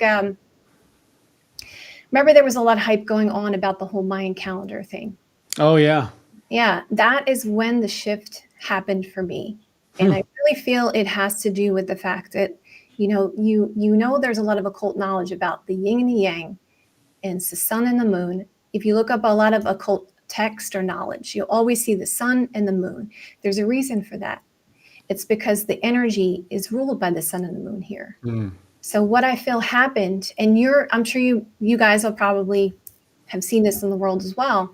What I feel happened is we went from the sun energy in the west to the moon energy. And the people in the east went from the moon energy to the sun energy. So there was a major shift that happened. And a lot of us who are sensitive, that's what was like a switch that went on, because feminine energy is where the intuition comes from. So it's like when you want to receive, you're going to pick it up like water, and you're going to be that clear channel. That's why a lot of psychics and mediums, or people who are more intuitive, are usually water signs, like Scorpio, right? And Cancer. And obviously, if you have a lot of positions of Scorpio, it's the occult house. So obviously, that's going to also bring a lot of information because it's the house of hidden knowledge. So I'm sorry, I don't want to jump ahead, but if you have any... I like that, though. I like that because, for one, both sides need that slip. I feel like the Vedic and that side have sort of slipped behind the times. They were like number one and leading the world in consciousness. Maybe all that lunar energy just sort of like calmed them down. Meanwhile, the West like assumed it knew everything. And now finally the West is going to have some intuition, and the other side is going to be boosted to manifest. So I think it's great. Yes, I do too. And I'm sure I watch a lot of travel channels, and one of the things that I am aware of is there's more. It's becoming more materialistic. You're seeing more malls and so forth in those Eastern countries, whereas here we've become more health conscious, right? We're becoming more spiritual. We're kind of shifting back, and we're kind of taking an Eastern perspective. So there you can see the shift. But with any shift, right, it happens on a spiritual level first, and then it manifests down to the physical level. So a lot of the physical big changes are yet to come. Now, you sent your birth chart in Vedic as a beta birth chart. Do you use Vedic or Western, or do you use both? What's your approach to that? Well, again, we're coming back to the sun and moon energy, okay? The Western system is based on the sun, and the Vedic system is based on the moon. But if you use both systems, then you're going to be more accurate. But again, I feel that any system can be accurate. It's more or less about the person's intentions. I agree. Yeah. I personally don't use Vedic because I haven't studied it in depth, but I feel like they both have very valid approaches, and the more approaches you incorporate, the more accurate you become. I find it's just like binoculars instead of one little telescope. What are your thoughts about manifestation? Do you believe that we can manifest what we intend to on the earth, law of attraction, if you will, etc.? Yes, but also I do feel there has to be some type of potential in the chart. Okay. So, like for instance, I'll get people who want personal readings are like, "Will I become a millionaire?" You're only the potential of your chart will let you go, but so far, right? So Right. everyone has a certain potential, right? Even but I do feel like as far as financial abundance, everyone is capable of financial abundance, and everyone is capable of love, and everyone is capable of a lot of things. But you also have to put yourself in the way of that. It's kind of like you want to find your dream partner, but you're at home all the time, right? So how are you supposed to manifest that? You have to put yourself in the way of love. The same thing with finance. I have no means of getting income, but I want to manifest money to come towards me. Then you have to put those things in place so that money can come to you. Yeah, You know what I I'm saying? agree completely. Yeah. You got to do something. Right, exactly. God helps those that helps themselves. That's Mars. I mean, we would have Mars if we didn't have to do something. Right. What about potential for finding true love? You say it's there, but it still seems like so many people are stuck. I mean, it's you named half my clients. Will I be rich? The other half is, will I find love? That's pretty much our whole career, right? What do you think is missing or needs to be developed? Because these clients may be on Bumble, they may be trying, they're putting themselves out there, and it's still not happening. It's a vibrational change. Just like when you break up with somebody, right? You break up with somebody and then you meet someone new. That vibration is lower, right? But it may not be the perfect match for you. And a lot of people will try to make that rebound work, right? But we always wonder, like, why did that not work out? Because you weren't on that right vibrational level. Once you come back up here, that a partner separates from you. So it's also about you working on yourself, because at the end of the day, soulmates are lessons for you to learn about yourself. I couldn't agree more. And it's funny, they just don't want to hear that, the clients. It's like, I believe you can see the lessons in the chart, and and they don't apply the lessons, and they want something new. And it's like, well, I think the new is on the other side of that lesson. You got to incorporate that lesson, right? Because the next person is tied to you having gotten it. I always say they can't see you right now in a room because you're not vibrating where you're supposed to vibrate. They look right past you. So I completely agree with you 100%. What about psychic? Did you say you opened up as a psychic at 14? Is that correct? Yeah, but it's not something you expect, right? It's just like the potential in the chart. Like, not everyone's going to want to be a doctor, right? Not everyone's going to want to experience being a lawyer, right? There's specialized things. It's the same thing with psychic ability, right? It's whatever that potential in your chart.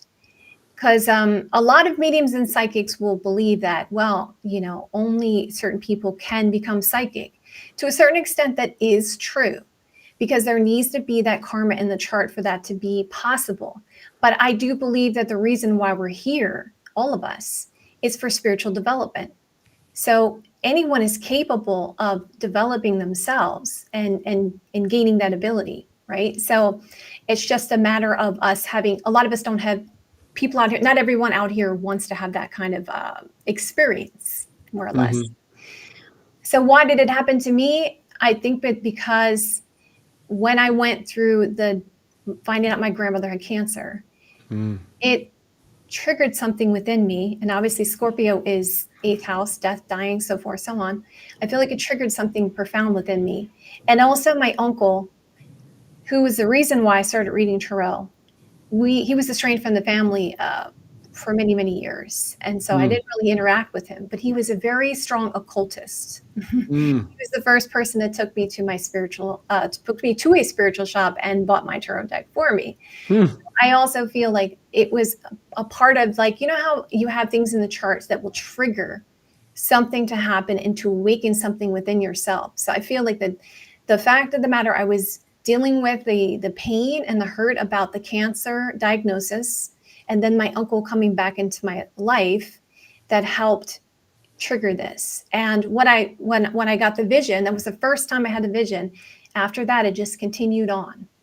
So till this day. And did you have a natural understanding of what was happening to you, like an intuitive understanding? No? I remember at the time I started to feel like, what the heck is going on? I don't know if I am, at the time there was no terminology of manifestation, but what I would think to myself is, am I creating this? Or am I predicting this? So that's Mm-hmm. what would really drive me crazy. It would make me feel like, what the heck is going on? And then I would see it, and then it would happen, and I would see it, and it would happen. So at first I didn't like it. And also when this awoken in me, nighttime energy or nighttime was very difficult for me to go to sleep. Because then I was more open spiritually and to spiritual attacks and stuff. And I had the awareness of things around me. So that was the other thing I went through as a teenager too, which was difficult. So it's definitely an exploratory process. Yeah, you bring up a good point. There comes a point, I had a momentary flash to realize I was psychic. It had to do with, I got a reading and just everything became crystal clear. But I realized that, I used to think that a psychic abilities, when it comes to your mind, it's that I didn't request it to. So the difference between imagination and it was nothing in me said, hey, let's think about a potential accident. Without that request, you realize, oh, it's being offered to you without asking. And that was a real line for me where I was like, saw the difference. How does it that you experience your psychic ability? Is it visions? Is it feelings? Is it a priori knowing? How do you, how does it appear in your world? I think that every psychic has stronger gifts than others. Mine, of course, is more, I get the little movie previews. And then sometimes I'll get, my spirit guides will talk to me. And here is a difference. There is a difference between something talking outside of you and talking inside of you, right? Because you have these people out here that will say, I heard it from outside. That's not a good thing. That's a red flag. It's internal. It's an internal voice. And sometimes some people experience as their own voice, and sometimes people experience as a feminine voice, and some experience as a masculine voice. But it's internal. It's not external. So that was one of some of the things that when I did my course, I wanted, because tarot, astrology, all these things, you need to know how to protect yourself. And definitely it's been a journey for me in learning how to do that. So yeah, so I can see visions, voice, hear, smell, taste. Smell, huh? Yes. That's interesting. Sometimes pleasant, sometimes not. I've had a couple of good, psychics that can determine smell, especially the dead, which is really freaky. And they describe like the smell my dad had, and that really just threw me. It's like pretty incredible that you have that that response. When you connect and get a psychic knowledge or awareness, do you also have like commentary to it? Like, because when I am in a reading, sometimes my guides will say, "Don't tell them this," but da da da. There's like almost an extra conversation that goes above and beyond the message itself. Do you also experience instruction like that? Yeah. So let's say, for instance, I just experienced this recently, actually, where I had to give somebody a refund for the reading because my guy said no. And then also at the same time, I heard a horn outside. So I was like, okay, well, this is not somebody I need to give a reading, or I can give a reading to. So not everyone is to get a reading at that particular time. There are circumstances where your spirit guides will intervene. And that also leads us to the fact that timelines. Can we choose the wrong path? Can we choose the right path? And what's the purpose? What was the purpose of really using astrology or tarot, right? It's to guide us, but it's kind of to keep us on that divine path and for us to keep an awareness of why we are here, right? Why we've come here to begin with, because we've decided, well, I want to put this veil on and I don't want to forget who I am. And this is the most difficult place to be. Obviously, we're very advanced souls. We wouldn't be here if in this earth plane if we weren't. But we chose to be here. But we chose to experience some things and learn some lessons. So you speak about protecting yourself. What is some of that ritual, if you don't mind sharing? Because that seems to be a common threat and theme I hear amongst people. Yeah. So when I was younger, what I would do is I would connect to my client's energy, which is not a good idea because, as you know, there's energetic cords that go to everyone.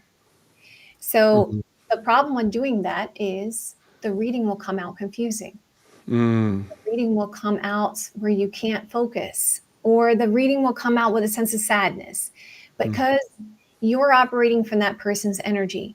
So the key is to invoke a white light of protection around you and your client. Even if you're doing an astrology reading, you invoke it around the client too, and yourself, because this occult knowledge, even astrology, can be very draining when you do readings. I'm sure you know what I'm talking about.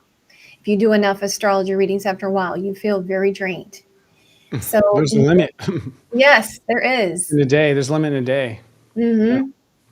So what you do is you invoke the white light of protection around you and your client, and you connect yourself to the universal mind. The universal mind knows all.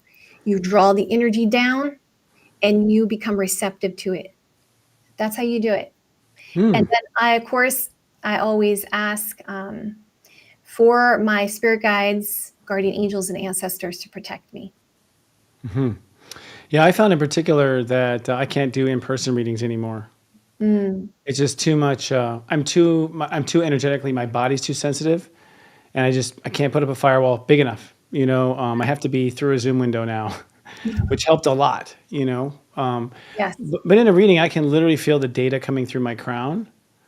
And I have to focus on that.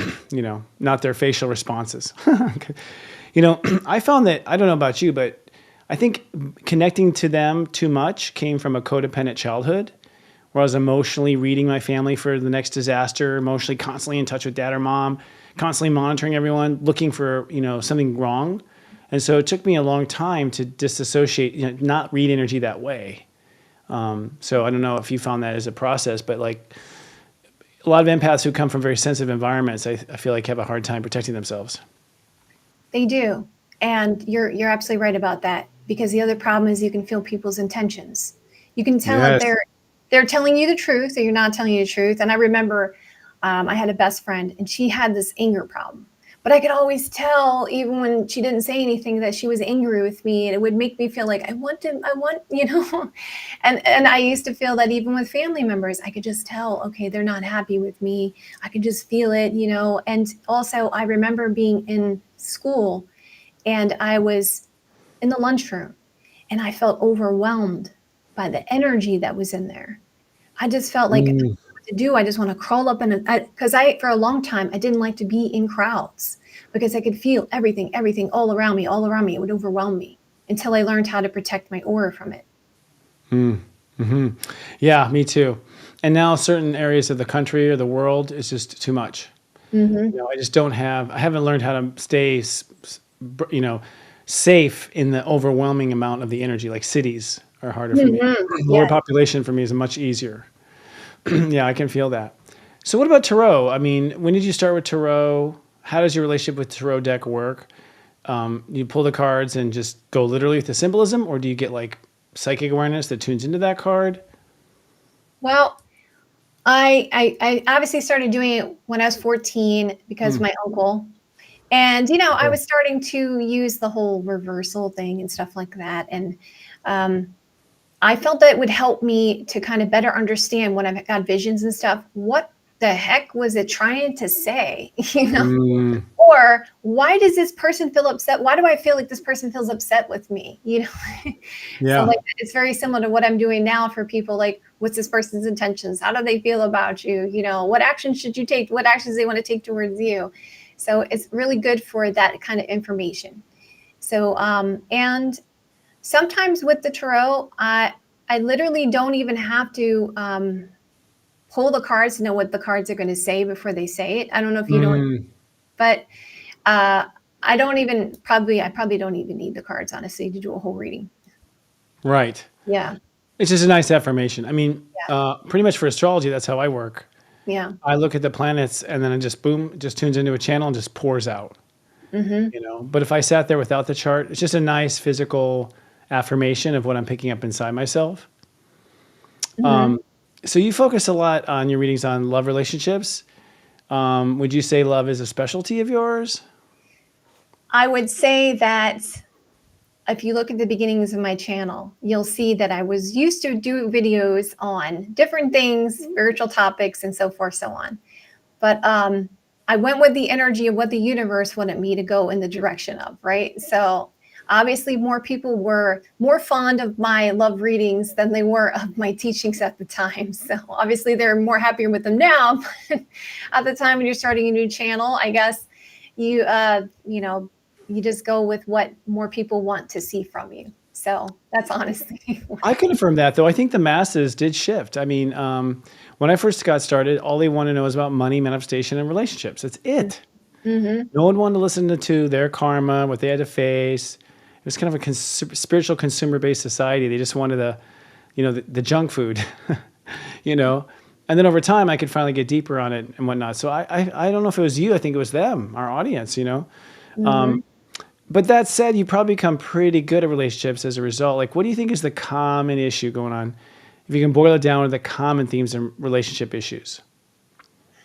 I think that people don't really understand their energies. And I think that a lot of people get together that are single-minded instead of couple-minded, because we live in a very self-focused society. So, if you're getting into a relationship and this person's selfish and this person's selfish, it's not really going to make much of a team, is it? Yeah. So, and then you have the aspect of not really understanding from the society that we have at large, not really understanding what really makes a harmonic or a relationship, really. Mm-hmm. And so it's like there's no textbook, there are no manual. And so a lot of people fall into that trap of what is a good relationship, honestly. Right. Yeah. We're pretty young. I mean, when it comes to relating. Mm-hmm. And we often come to the table not knowing who we are. Mm-hmm. It's not knowing what we really want, and it's interesting. The dynamics are interesting. I also find people wanting more than that they are. It's like, Jennifer Aniston, she's my bride. I just feel it. It's like, well, hold on. Like, let's start at the beginning. Are you facing your stuff? So it's unrealistic, I find at times, like as far as energy matches. No, you're right. You're right. Because, okay, so I would say that there are a lot of people that don't realize that just because that is a desirable thing for you doesn't mean that's the healthiest thing for you. Right. So that's also the problem too, because they're confusing what is my real purpose here and what is my desire for that. And that's also the problem with manifestation, isn't it? It's like, if you're manifesting at your highest level, your highest purpose, then it's just going to automatically come. But if you're manifesting from a lower nature, then that's going to be more difficult, right? Because the universe or your higher self wants you to learn. Not, okay, here, take this, take that. We also forget that we're all co-creating the reality. So if you want to manifest a person and we're co-creating reality, then your will has to be stronger than that person's will for you to manifest that person into your life. If you're not using any darker things to manifest somebody into your life, right? If you're using a higher purpose or higher self to do it. Mm-hmm. Yeah, makes sense. Totally. In your understanding of tarot over the years, what is your experience in different systems? Like, I'm not even sure the Lenormand, is that how you say it? Oracle cards? Like, I'm not familiar with that at all. Yes. So there's the Tarot, there's the Gypsy, there is the Kipper, there's Lenormand. Yes. Wow. And you can also use the playing cards too. So those I knew about, but that's it. I didn't realize there's more than that. Wow. Cards of truth too, right? As we know, cards of truth also could be used. Are these just different systems that came from different cultures? Like from obviously gypsies, right? Like was one. But where's Lenormand come from? It's definitely it was a system that was done in like the 1800s, as well as Kipper was. And it was just basically somebody who wanted to make their own spin on what was already out there, right? So they could make it more understandable. Because sometimes with the problem with tarot, okay, are they talking about money? Are they talking about this? Are they talking about that? Are they talking about this? So it's a way to make things more clear cut and precise. Like the Kipper, literally you can see this. The reason why Kipper was made was because somebody during that era, you couldn't just ask somebody, does that person like me? Because it was like a modesty thing. Does that person think about me? So, this woman made this system So she could figure out, okay, is this person thinking about me? Do they want to be with me? So there you go. That's where that system came about, or why it came about. So they're the same kind of cards, like King, I'm looking for a Fool card. Is it the same but different meanings, or is it a whole different language of cards? Well, in the tarot, the major arcanon, I would say, is very similar to also the runes. And also, it seems to me like the Kipper and the Lenormand are very similar to the major arcanon. Okay. So there's a main person card, right? There's two main people cards. There is the overall arching energy. So, and also the playing cards are based on the minor arcanon. So that's why you use the playing cards. So it's kind of all intertwined together, but people don't realize that unless they learn all the systems, kind of like language, right? Like learning another language. But then when you realize you learn this language, and then you learn that language, and then you learn this language, you realize that everything is somewhat similar. Makes total sense. There's a lot of overlap. Yeah. Right, exactly. In all of occult, there's a lot of overlap, really. You can, and vibrationally, you can kind of feel it too. So, how many decks are you using? You whip out 7 varieties in a reading? What do you do?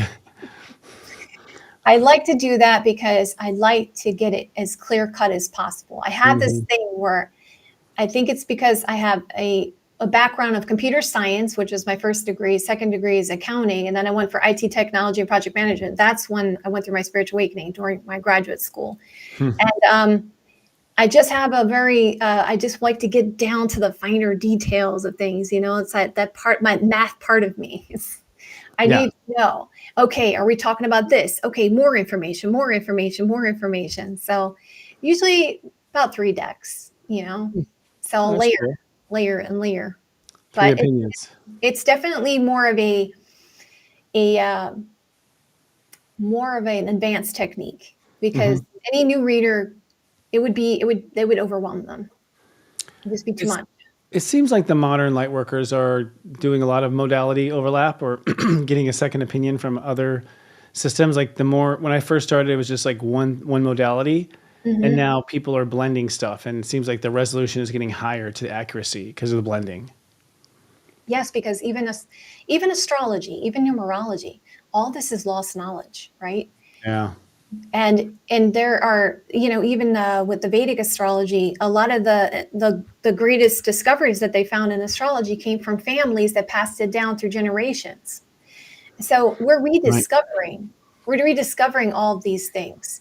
And as I've heard somebody say that, each one of these modalities may be about 60% accuracy. But if then you layered more on top of that, imagine how much more accurate it could be. Like human design is a great thing to use as well. I mean, I've gotten into that recently. But for me, I just want to know, the issue for me, I guess, because I have a lot of Scorpio energy, is I want to know the answer, but I want it to be correct. Yeah. As accurate and problem, right? Yeah, totally. Yeah, for both parties, you as a practitioner and them as with the answer. Yes. When you shuffle cards and things like that, I mean, do you have a preparation ritual for your tarot, as far as how you shuffle and whatnot, or is it just kind of subconscious, you go with it? Well, that's why I talk out loud, because as I was telling you with astrology or any modality, it's about intentions. You have to shuffle those intentions into what you want to find out. So if you want to find out, for instance, with tarot, you could, if you know that person's sign, that masculine or the feminine, you can shuffle that in there, and you can find out where they stand in that situation. Or if you want to find out about a house, you can go to the 4 of Wands and you shuffle that in. Okay, what's going on with this house situation? Okay, now you go into the deck and you find out where is the 4 of Wands in there in reference to what my question was. And also you have to have a clear-cut, precise question. Because the tarot is, with astrology, we can kind of look at the planetary alignments. Okay, kind of see what's going to happen here. But tarot and all these card systems, you have to have the direct question, which is the reason why I learned from astrologers. When I do a personal reading, I do overall energy first. Because unfortunately, when the clients come to you, not everyone gives you all the information, right? Rarely. Yeah. Yeah. So you want to know, okay, are they really married or are they not really married? What's really Right. going on here? So you do an overall energy of it, and you can kind of see, and because I've been doing readings for such a long time, I know what cards correlate to what cards. And then I'll ask the client, because when you are psychic, you're not a mind reader, right? That information is private to that person, not unless you're using something darker, like a lot Right. of people will say, well, this person gave me the exact date to this, that, and the other. I said, I said I would run from that person, because you don't want that person in your energy. You want somebody in your, you want somebody who has pure intentions, that only has the highest, best good for you, right? So, and as a psychic, I will tell to my clients, I'll be like, look, the message is private to you. I'll just tell you what I'm getting, and then you correlate that to what you're, and a lot of times, oh my goodness, lots of times, oh my God, how do you know that? Right? So, and then I'll say, okay, confirm with me. That's why I ask for confirmation. Okay, give me confirmation on this. Because obviously we as psychics, we are giving the information from the divine and giving it to you. What can you suggest for someone starting out tarot? Because it seems like it's like the starter point for a lot of people. I Yeah. mean, so many people have tarot decks these days. The industry must be booming. Like, what are the first steps you would recommend? Learn the cards. Right, not the book. Let me look that up, like the cookbook. Learn the cards. I think that the first step is to learn the definition of the cards.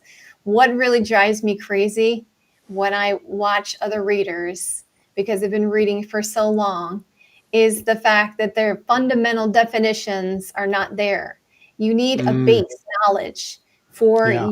your understanding, because your spirit guides draw upon the subconscious mind. So you need to learn symbolism. You need to learn what the cards mean, because it's a language. And if you don't know a language, somebody could say hello to you, but you may mean it, you may think it's goodbye. So that's the problem, Right. right? So if you don't have the fundamentals down of at least the definitions, then that's going to really be a barrier to entry of really interpreting the cards in the proper way. Just like astrology, if you don't know what the first house means, the second house means, what the planets mean, how are you supposed to bring that together as a whole picture? Absolutely. Have you ever swayed off the traditional definition because you got like another message from your guides, or does the definition of the card expand over time because you see new examples? Yes, absolutely. First is definition, absolutely. But yes, you'll get information that may be outside of that scope, and then you just tell that to your client. Sometimes what will happen is I'll do a reading and I'll see an image on top of an image of somebody or something, and I'll bring that up to them. So obviously, and also sometimes your intuition is drawn to something on the card. So then you say that to your client. And as far as timing goes, there may be something that could reference like Christmas or something. And you'll be like, I think, I feel like this is going to happen around this time. Or if you see leaves and your intuition is really drawn to that, then okay, something's going to happen around the fall.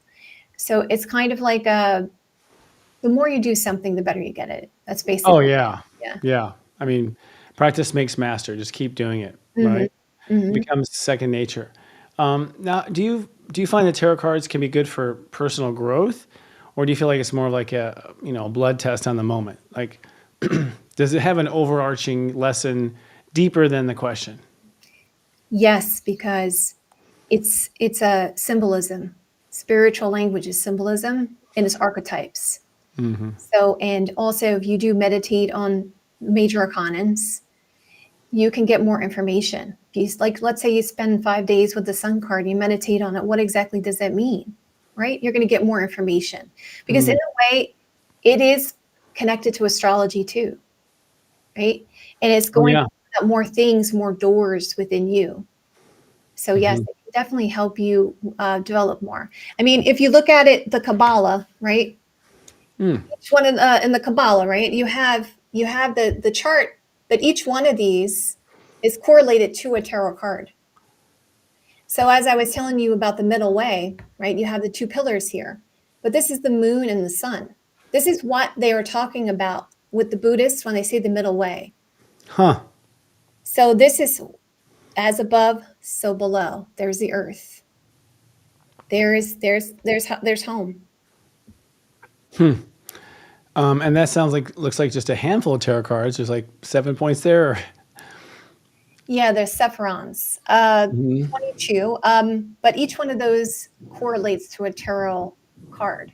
So, but of course, with anything, a lot of the systems have been lost. A lot of knowledge has been lost, and obviously, you need to look within yourself for the correct way of doing anything. Right? Don't. I would say that the books in this world. They have been altered. So. You know, you're gonna get the best information from inside of you. It's all an inner journey. Well, then that begs the question: why did you create your own deck, the Eye of Zen Oracle cards? What prompted you to do that? How is it an improvement on what you had? Well, like the wonderful people before me, I wanted something that could be correlated and exact in what I wanted. So I wanted to know specific things because clients would ask specific questions about specific things. And I wanted to know, okay, I want this clear-cut answer. So I correlated the deck. It's a romance deck. I also am working on a financial one as well. So, oh, wow. Because as you know, like I have seen readers online that will try to do readings for love and finance at the same time. But just like you can't do that with astrology, you can't do that with tarot either. So really it's just to pinpoint, get more precise. Right. That's what you did. So did you come up with new cards? I mean, like, are they different images with the same that we see in the normal deck? I mean. Okay, so as you can see behind me, when I went through my spiritual awakening, that's when I became a painter. Ah. Because I kept wanting to paint the spiral. And what I realized is the spiral is a representation of the So it's the spiritual, and the O and the M is a representation of the masculine and feminine coming together as one. So it's all about focus. So I created my deck because I wanted to gain more focus and I wanted other people to have that focus. The mandala gives you focus. It helps your mind to focus because the biggest problem, you sit down for meditation, I'm sure most of you guys will agree with me out there. Your mind will wander. Yeah. You'll be thinking about, I got to get this done and I got to do that and I got to do this, right? And that's the same thing when you're learning how to do spiritual practices or do readings for people. You need to be in a centered place because you need to be neutral so you can be receptive to receive the information. You can't be like, oh my God, I need to get this done, but I need to think about this over here. So you have to get focused. So I did it as a means also, not only I based the cards, yes, on other systems that I thought were useful, like Lenormand and Kipper and Tarot. And I took some of those and I correlated with mine. But also I wanted a deck that could bring more intense focus. Because if you look at my deck, right, there's mandalas. Oh, cool. Right. So each one of them has the mandala on it. So when you're you're looking at it, it's going to bring more focus and bring you more into the zone. Because it's just like a sports player, right? They talk about this often. They say, I'm in the zone. Right. That's the same thing. When you're doing spiritual practices or when you're doing readings for people, you go into the zone. So it sounds like this is good for a beginner. Yes, absolutely. You could use those cards, as a beginner. Where can people buy them? On my website, jenniferwalkerzen.com. Awesome. I think it'd be good. I think it'd be a good, if nothing else, a secondary. If that's the case and you have a hard time focusing, then have that as a secondary that goes along with your primary would be, I think, a smart move. And the focus. I know exactly what you mean by the zone because when I first started as an astrologer and I got a reading, I would type up this huge book, doing all this preliminary research. And I got to the readings and it was 2 minutes in and I forgot the book. And I went to what I just called the zone. Just the information came out of nowhere. I filled the hour or whatever so easily. In fact, I went overboard. And I began to realize like, oh, so that feeling that I feel is my psychic channel. That's it.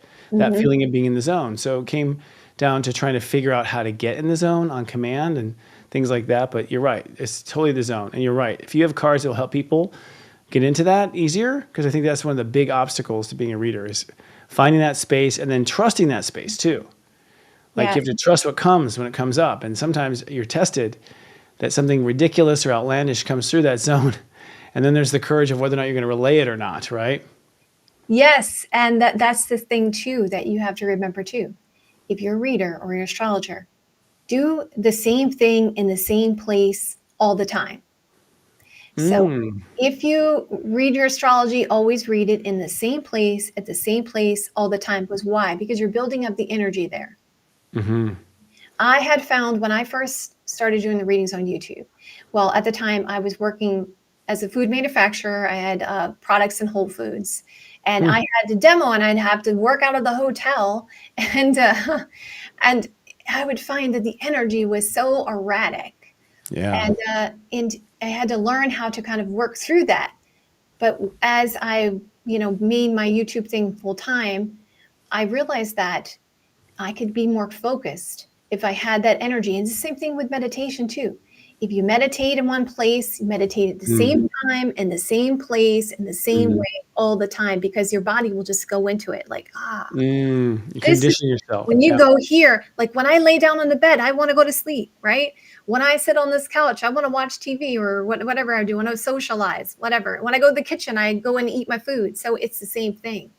You're focusing that energy there, and your spirit will know. Okay, when I sit down here at this table right here that I have all my cards here, and I'll go deeper into the zone and quicker because you're sitting down. Okay, I know what you intend to do here. Speaking of tarot cards, there's like this myth that you can't let someone touch your cards. Do you believe that? I don't like anyone to touch my cards. Right on. Yeah, no, I mean, it's either bad luck or just bad hygiene. I don't know.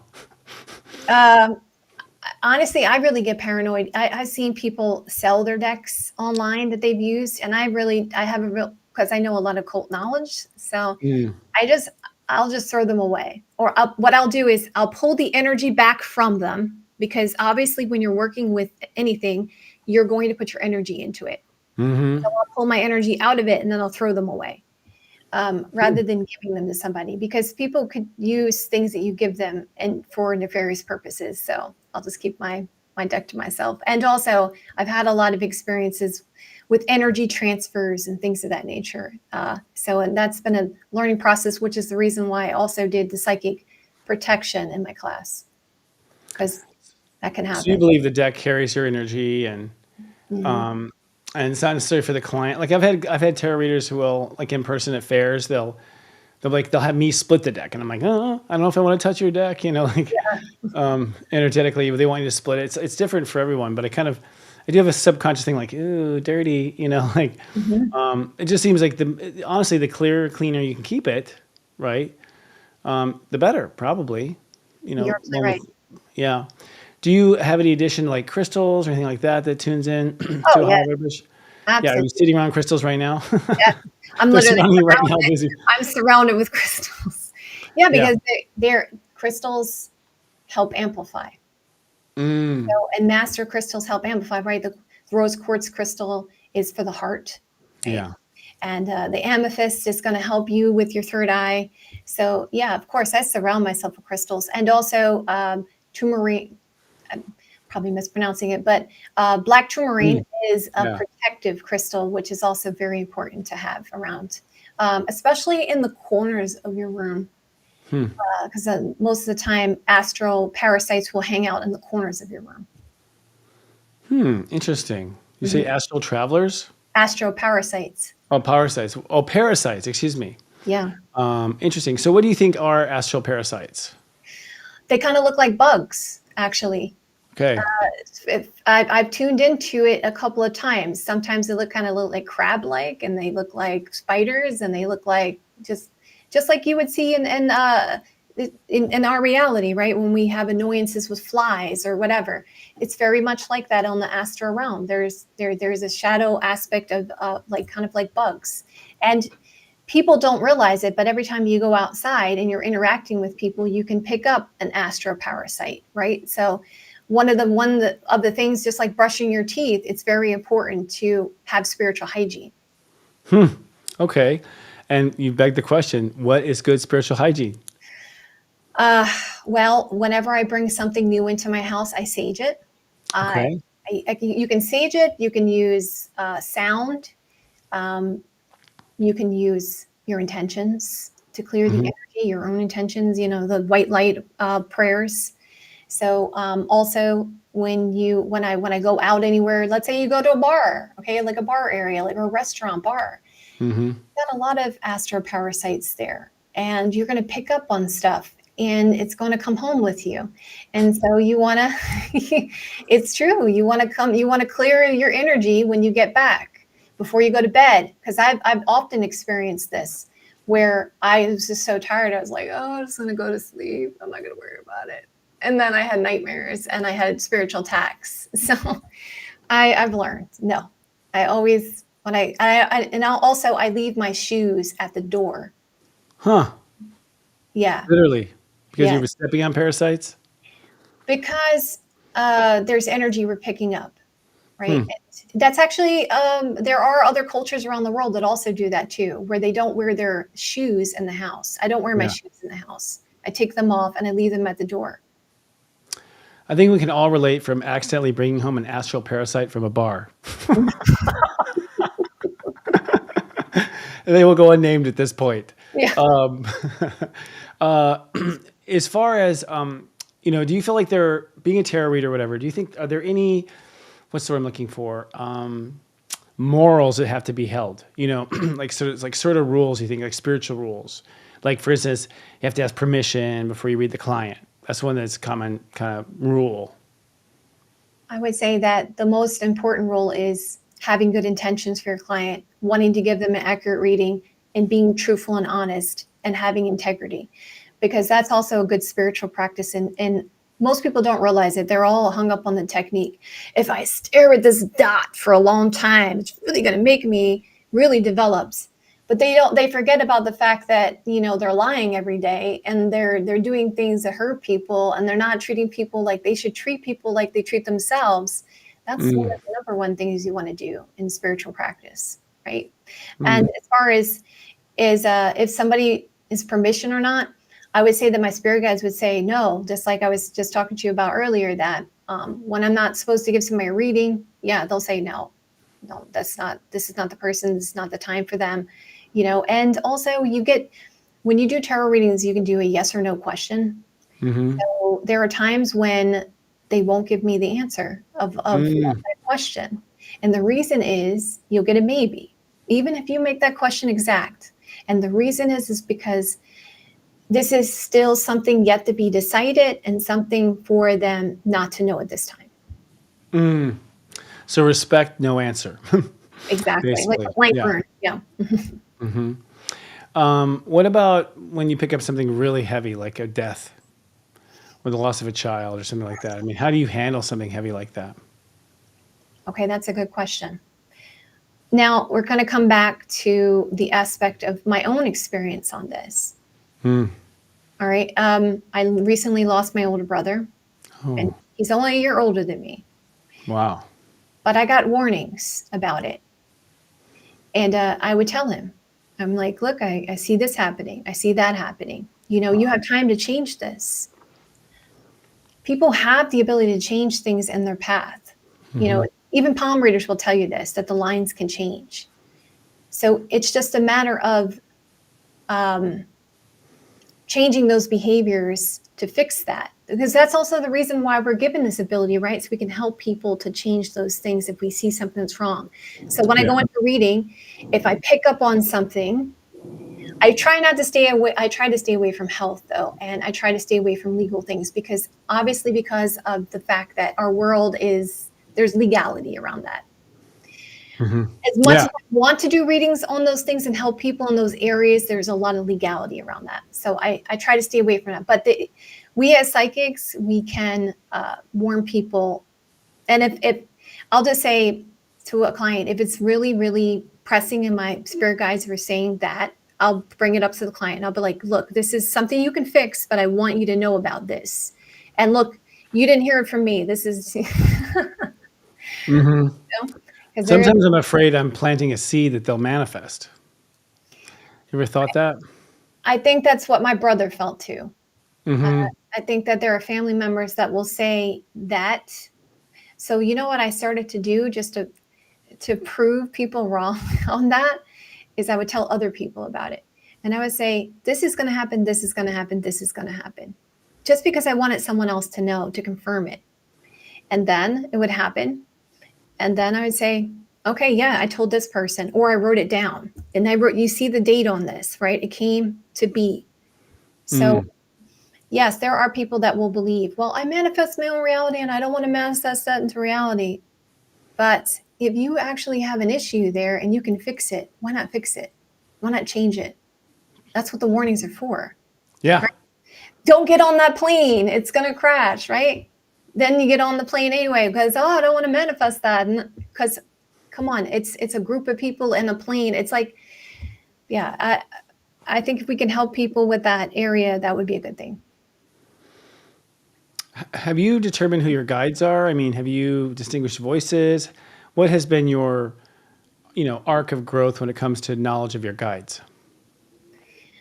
I think it's from my spiritual awakening, from what I understood, is there's a force within us. It's not negative and it's not positive, or it's not masculine, it's not feminine. It's within the heart space. So it's an inner guidance within me. It's like my own inner guru, and you realize it's from that source, whatever that source is. So I think when we tend to look at personalities, we're separating ourselves from the source. But if you understand what I'm saying. So when people tell me, I have this guide and I have this guide and I have this guide and I have this guide and I have this guide, bring it together as one. Do you ever feel a difference between your guides and your clients? I would say because I tap into the universal mind that knows all, I would say that I'm pulling from the universal mind. Again, I'm pulling from the one. So the higher. That makes sense. Yeah. I think it's a choice point of view too, right? Like one that maybe works best for you. I mean, for me, clients' guides interrupt and intrude. Like I feel an interruption or intrusion into my universal thing. So, but I don't try to focus on them, but I can feel that kind of the intention or the pressure. Do you get physical affirmations such as goosebumps, heat waves? Do you have like sort of angel bumps, as they say, happen during a reading, like extra, like whether your guides or your universal source is going above and beyond to let you know this is legit? Let's go back to your other question that you were talking about when you had the interference of the client. Yeah. I would say the reason why that happens, because I know what you mean by that. I would say the reason why that happens is because certain clients that you're dealing with are a little bit more spiritually evolved than others. And as a result, there's more access to more information. Whereas if somebody is not on a certain level, it's going to be more limited in information. Do you ever realize that when you're talking to somebody and then you just all of a sudden you don't want to talk anymore? You feel like, oh, it's closed off. It's because you're not meant to, right? So that information is limited. So it closes it off. But if that person has more, I guess, an evolved soul, then it's more open. They're allowed to have more access to more information, right? So because we're all on different levels. Yeah, and ready for it. Precisely. Okay. So what's your question? What was your other question? I'm sorry. We'll go back to your other question. I forgot it too. I don't recall what it was. I can't recall what it was, but I guess we'll flip into your tarot class. Let's it sounds like you have become really wise at tarot. You have access to many different modalities of tarot. What can someone learn at your tarot class, which we're putting up for now? Is it for beginners? Is it for advanced? Are there levels? I would say that it's good for beginners because it's teaching you the definitions, first of all. But it's also giving you the fundamental understanding of spiritual protection. because I see so many times where people jump into it, and it's kind of like jumping into the deep end of a pool. You kind of, if you kind of don't know what you're doing and you don't know how to swim, it's going to be a little bit difficult to navigate, right? So I'm giving you the benefit of my experience of the things I went through and how to prevent that from happening, and giving you the fundamentals. So there's something for everyone. And of course, it's a self-paced course. It's 6 weeks long, and you can go back at any time. So when you're ready for more advanced techniques, then that's there for you. If you're kind of like, I want to skip forward to this, that's fine too. But I do have something for everyone. And I do feel like even people who have been reading for a long time need to know how to do certain protections and certain developments that could help enhance things that they already have. Mm-hmm. And if you think you're so hot, take a class and see where you compare. You know what I mean? Like, it's an affirmation. You can walk away going, "Oh, I do know what I'm talking about." It's a good affirmation. I remember the question now. It had to do with whether or not you get angel bumps or goosebumps or stuff, extra physical, phenomenon in a reading. Yes. And as I was talking to you about earlier, sometimes you get like, oh my God, beautiful flower smell, or, and also you get little warning things too. Like, all right, God, it smells like garbage. It smells like dead bodies, as we were talking about. There's also negative stuff too that comes up in readings as well. And you talk that to the client, like, I know there's something heavy here. I feel it, I feel that something's up. I feel that I remember this one reading I had where this guy, he was a carpenter. And I was like, literally, I came to this reading, and as soon as I tuned into the energy, I felt like this tremendous, horrible pain right here. And it was beating so hard. I was like, oh my God. And I was like, the pain is right here. And I told him exactly where it was, on the side of the body that it was, and exactly where it was. He's like, oh my God, how did you know? He was like, I was hitting the head with a hammer. Whoa. So this is the thing. This is how it is. Like, you get sensations, you get feelings, you get goosebumps, you get all those kind of things. That's also why it's important to get into the zone and tune in, because it's there. You just say it to your client. That's what I tell my students. I'm like, even if it sounds weird, just say it. Just say it. Yeah. Anyway. Mm-hmm. Go with it, because sometimes I found that I think my guides were teaching me to trust deeper, and sometimes revealing some outlandish things that make me sound pretty goofy. Mm-hmm. But the experience of telling them and then having the client come back like, oh my God, it was exactly what you said. You learn to trust what you see and what you feel. And that's really the purpose of doing many readings, because the biggest problem, the biggest barrier to entry, right, is having faith that it is what it is. Yeah. And that's the reading experience. That's why I see a lot of readers that will stop, tarot readers that will stop doing readings. But the more you do them, the more information you get and the more knowledge you get. And sometimes you even get information from your clients' readings, and you're like, wow, because your clients are correlated to your experience. So you get the client that your experience about. So you know what I'm saying? Like, yep. You had certain life experiences, and you'll get clients. You'll get clients that be like, wow, this client had the same experience, but I know how to help them because I've had these similar experiences. Yeah, that's how I say to beginner readers, like, don't worry, you're not going to draw on someone who needs more than you. Like, if you're a beginner and astrologer, you're going to bring in someone who's a beginner in learning from it. Like, it's pretty hard. People just have an intuitive feel that you're not the one for them or are. So you pretty much are at service right away, no matter what level you're at knowledge, right? Right. Correct. Yeah, it just happens that way. And I'm the same way. Like, read everyone. Like, I don't know how many thousands of readings I've given, because I'll just do them at parties. I'll just, like, everywhere, to where you just get really sharp at it, right? It becomes second nature. You're bringing up a really good point, which I remember my student talked to me about this. She said, when you're in the grocery store and you pick up on something from somebody, do you tell them about it? And I told her, no, I don't. I actually close myself down when I'm outside and about around people, because I remember when I was younger, I remember one time they have this, around where I live, they had this, you could go take a tour through the cave and stuff. Anyway, the person who was leading the tour, oh my goodness, she was going through relationship issues. I was getting sad, and I was like, oh my goodness. I was like, do I tell her that? But I realized, no, you don't do that. You shut it down and you open it up when you're in your space. That also is better for you too, because it's protecting you, right? Because you ever experience, I know I have, when I was younger, we'll bring up the bar experience. Okay, drank alcohol. What happens when you drink alcohol and you're open spiritually? Well, spirits can jump in and they can channel you, right? Go to the back seat and they take over. And that's not a fun experience. So it's always good to learn how to shut everything down and close it out, so that you're limiting your access, so that when you are in those vulnerable states, you don't pick up those types of things. Very smart. I cut many readings I gave in a bar just to look cool, you know what I mean, and like meet people. So thank you. I think you've really hit home the importance of protection. I think, it's one thing people really don't realize is that spiritual bacteria that we can pick up. So really thank you for that. And thank you for coming on tonight. One more time, where can someone go to sign up for your course? I think it's a wonderful thing. And I'm assuming you offer readings too over the net and bookings? Absolutely. JenniferWalkerZen.com. So you can find all the information there at my website. Love it. Well, Jennifer, I hope to meet you in person sometime. Absolutely. And have you back another time. And we'll maybe shoot the shift about what's going on in the world and all this stuff you see. But thank you tonight. It was nice meeting you. And everyone really loved what you had to say. So be sure to go back and read the credits or read the chat. You'll see how much people warmed up to you. I hope you gain a lot of clients from here.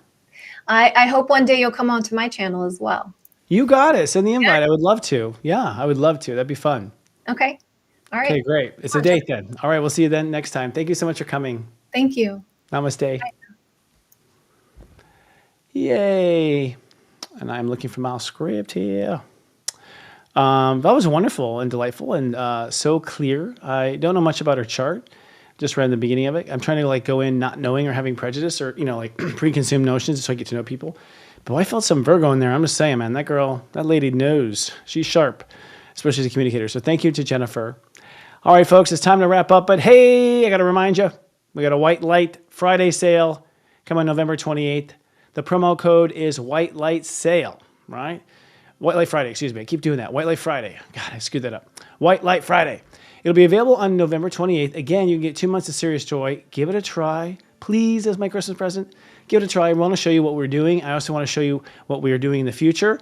In fact, one of the amazing things now live is a new series we call Sovereign Revolution. We have Krista Marie channeling the voice of Mary Magdalene, a twin flame of Jesus Christ, if you don't know. If you don't know, this is a serious shift. And I know maybe it sounds hard to believe, but I can attest to it. I sat down and actually interviewed Mary Magdalene through Krista, and I was blown away. Mostly that Mary knew me, knows everything from that perspective, but also just the candid story she tells about being married to Jesus, and actually Yeshua is his actual name. And she has candid stories about who she was with before Jesus.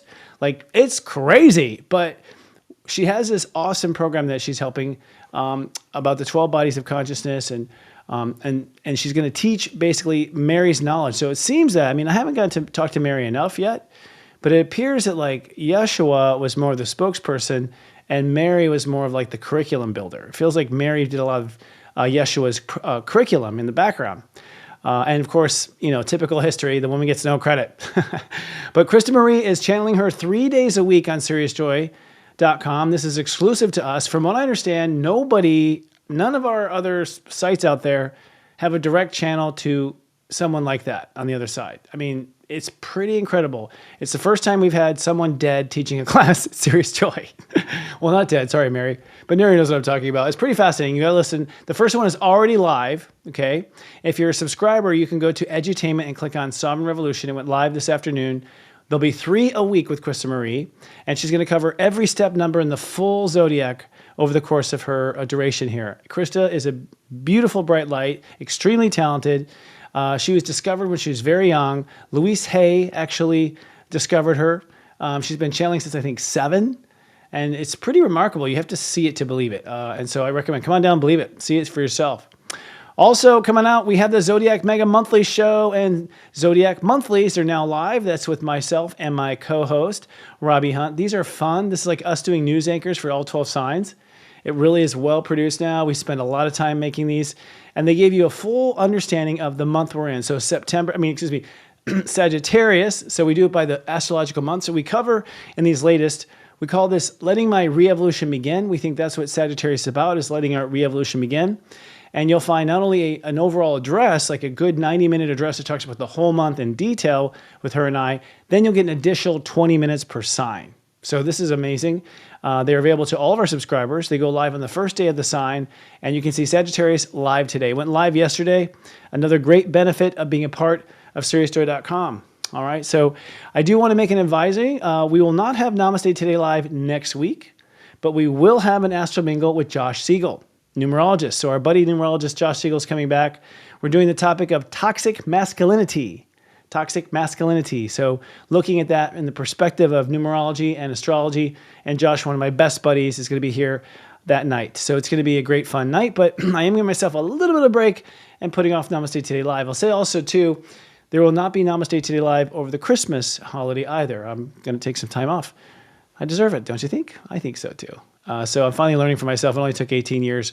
And if you haven't seen already, right now, Leading Out Loud with my buddy, Scott Cruz. We just did an episode yesterday that people are loving because you will hear Sensei drop the F-bomb at least 5 times. I'm letting out my true self in this, but we talked about the New World out of order. So we're talking about the New World Order when we picked up on it and different things that, what are conspiracy theories versus business plans. But we're kind of looking into those things that are supposed to be taboo, you're not supposed to talk about. I think we're already enemy of YouTube, so we're fine. We'll deal with that. But we're going to be honest. And it's interesting to hear topics like that from a psychic and astrologer because it's not the normal stuff you hear, right, on Twitter or whatnot. So that's live now, and you can watch it right now by going to leadingoutloud.com. Leadingoutloud.com will take you straight to our YouTube channel. And I'm having Thanksgiving with my buddy Scott. It's going to be fun here. All right, friends, sharing is caring. The best thing you can do for us in return, well, first of all, is sign up for the $3.99. Please try it. Please give it a try. Just see what you think. Go show up for just, Sovereign Revolution alone. But if that's strapped for you, $4 is a lot. Well, just sharing us is the best thing you can do. Remember, we have our horoscopes come out every Tuesday, so you can send one horoscope to one person and see what they think. It's the nicest thing you can do for us, and we thank you in advance. We also have a Facebook group, and it's going under a major reconstruction. Hello to Mackenzie, our new Facebook group leader. Awesome. International leadership there. That's cool as shift, right? Come to SeriousJoy.club, and you can be a part of this. This is free. This is where you can rub your elbows with other lightworkers, and we're starting to do some features on different things. And if you have a lightwork business that you want to advertise, you're welcome to. We want to make this the place where you can find the great customers and the great brands that will help you. If you want to follow us, go to seriousjoy.social for our link tree. You'll have a link to everywhere we grow on the internet. And if you'd rather listen instead of watch, which we completely understand, we're available audio only on Spotify, Stitcher, and Apple Podcasts. I want to say a special thanks to our dear producer, Diane DeStefano. And this week, our graphics and part of our chat moderation, Sydney was doing our chat. Graphics were handled by Burgundy and also handled by Adam. So thanks to you all for stepping in. Of course, Adam's also a multiverse master director, Adam Turner. He pretty much directs everything in our company on video. And our teaching staff, Robbie Hunt, Kristen Ryder. We have, of course, Gwen English and Daiki Okamoto, and more to come soon. In fact, most recently, we have to add to our faculty, Krista Marie. Krista Marie is here teaching with us. We have more to come, too, some exciting stuff. And special thanks to our super friends out there who we see in the chat week after week. We love you, too. That's Princess Coffee Bean, Jill Louise, Margot Malia, Lori Ship, Nikki Anderson, Michelle Camper, Michelle Bell, my soul brother, Daryl Blankenship. Thank you, sir. Neptune Girl, Sydney, and Iggy, who will probably text me after the show. All right, friends, that's all I have for this week. I will be back next week for Astro Mingle with Josh Siegel. Until then, have a great Thanksgiving. I'm grateful for you. I love you. Live, love, be.